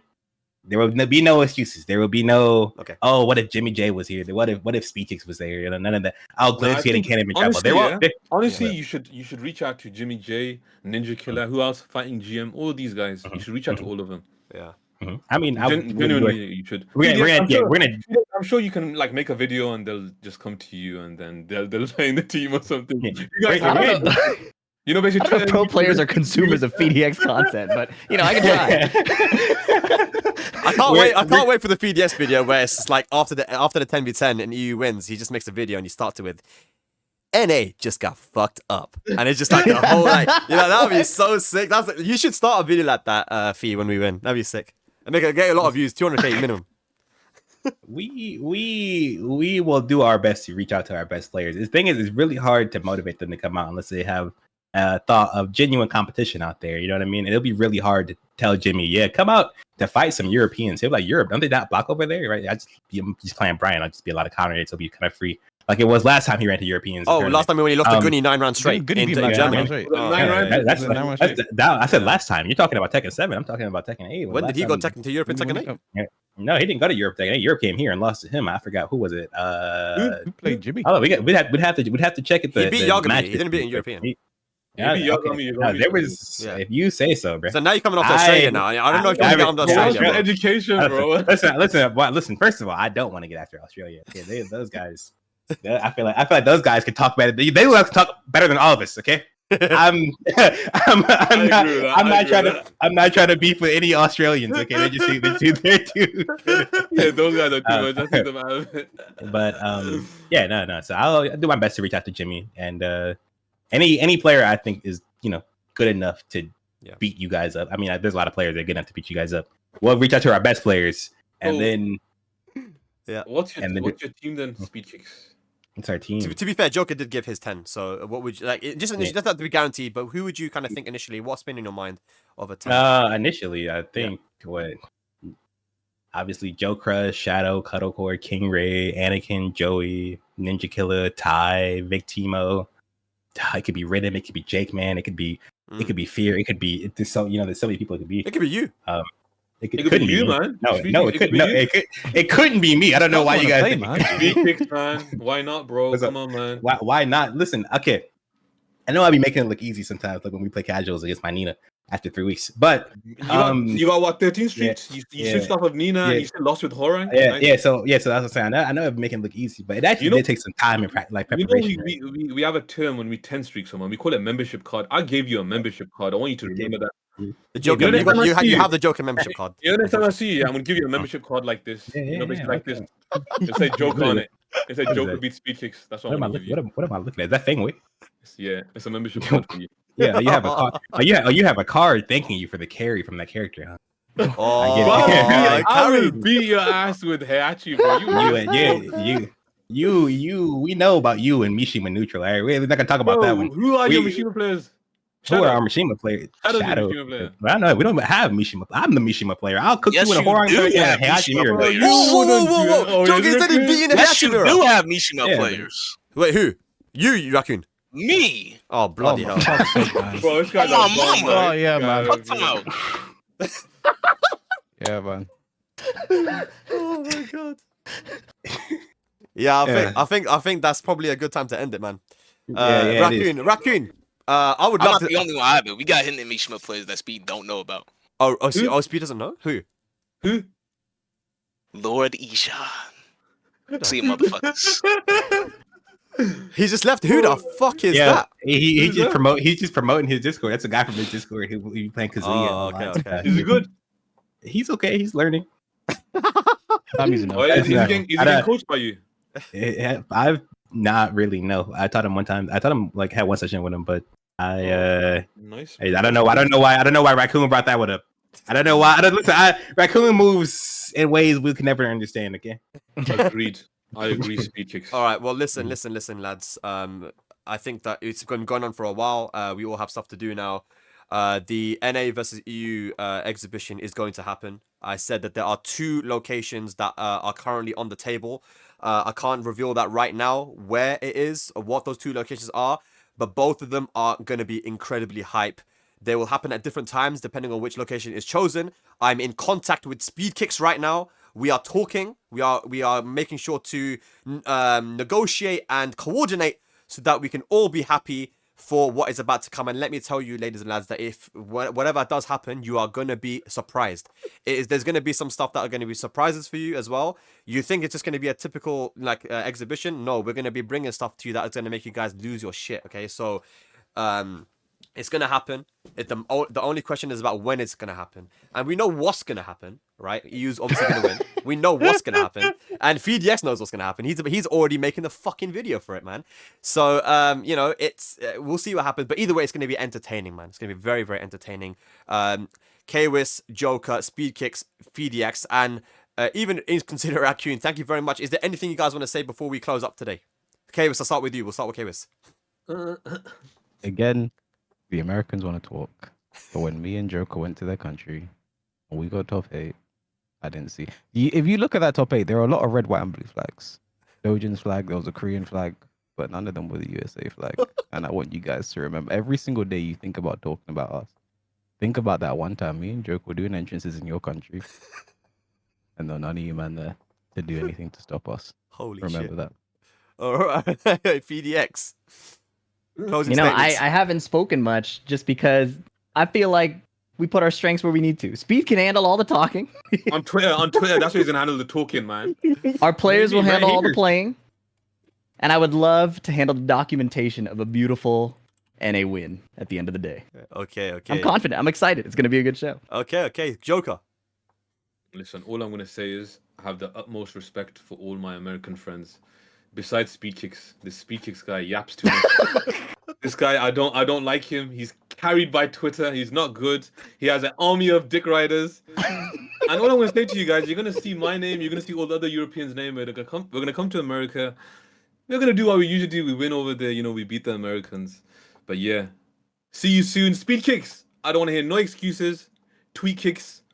Be ready. Bring your best team. We're gonna bring our best team. And then what are you gonna say, man? What will your excuse be? My excuse. Speedkicks, your time. I'm not thinking about excuses because I'm pretty sure we're gonna win. But I do admire the confidence, JoKa. You've been traveling the world. You've been trying to win tournaments. It's been very nice to see. I'm a big fan of your work. Someone who also tried to win tournaments back in the day. So it's been very cool to see from all of you guys. Unfortunately, every time you guys do well in tournaments, you challenge NA, and then NA groups up in a team format and always wins. So it'll be very interesting to see history repeat itself. As a nerd, I'd love to see history repeat itself. It's just a cool concept. And I applaud you guys for putting on that show for us. All right. Well, Speedkicks, you're welcome, man. You're gonna lose. You're gonna lose so bad. Remember that, man. all right. Well, from myself, and I speak for everyone on the panel here that I hope you guys all enjoyed this podcast. But remember that us talking about the Tekken Talk in Season 2, this is us only because we love the game so much that we want to try and give our opinion on what we think would help the community to enjoy the game a little bit more. It's not about us just blindly shitting on the game. We're giving our opinion and we're giving our thoughts on what we think could make the game improve. And I hope that was clear. That we're not just here to just kind of be negative. No, we're always trying to give a positive spin to anything that is negative and try and give some ideas as to why we think that certain things can be in some ways some things can be changed, right? And yeah, this will be available on YouTube. I'm going to be doing a premiere of this on YouTube as well tomorrow, and it'll be uploaded. So you guys, if you guys missed it earlier on, it'll be available tomorrow on YouTube as well. So head on over there. You can give me a little sub, man. I need some more, man. I'm lacking on numbers, bro. So yeah, appreciate it very much. And one last message to the NA folk: all you gotta do is have a look at this dog right here, man. Have a look at this, bruv. For all of you Americans that be chatting shit in the chat, yeah, I'm chatting shit. Is this Speedkicks, man? Look at this picture, bruv.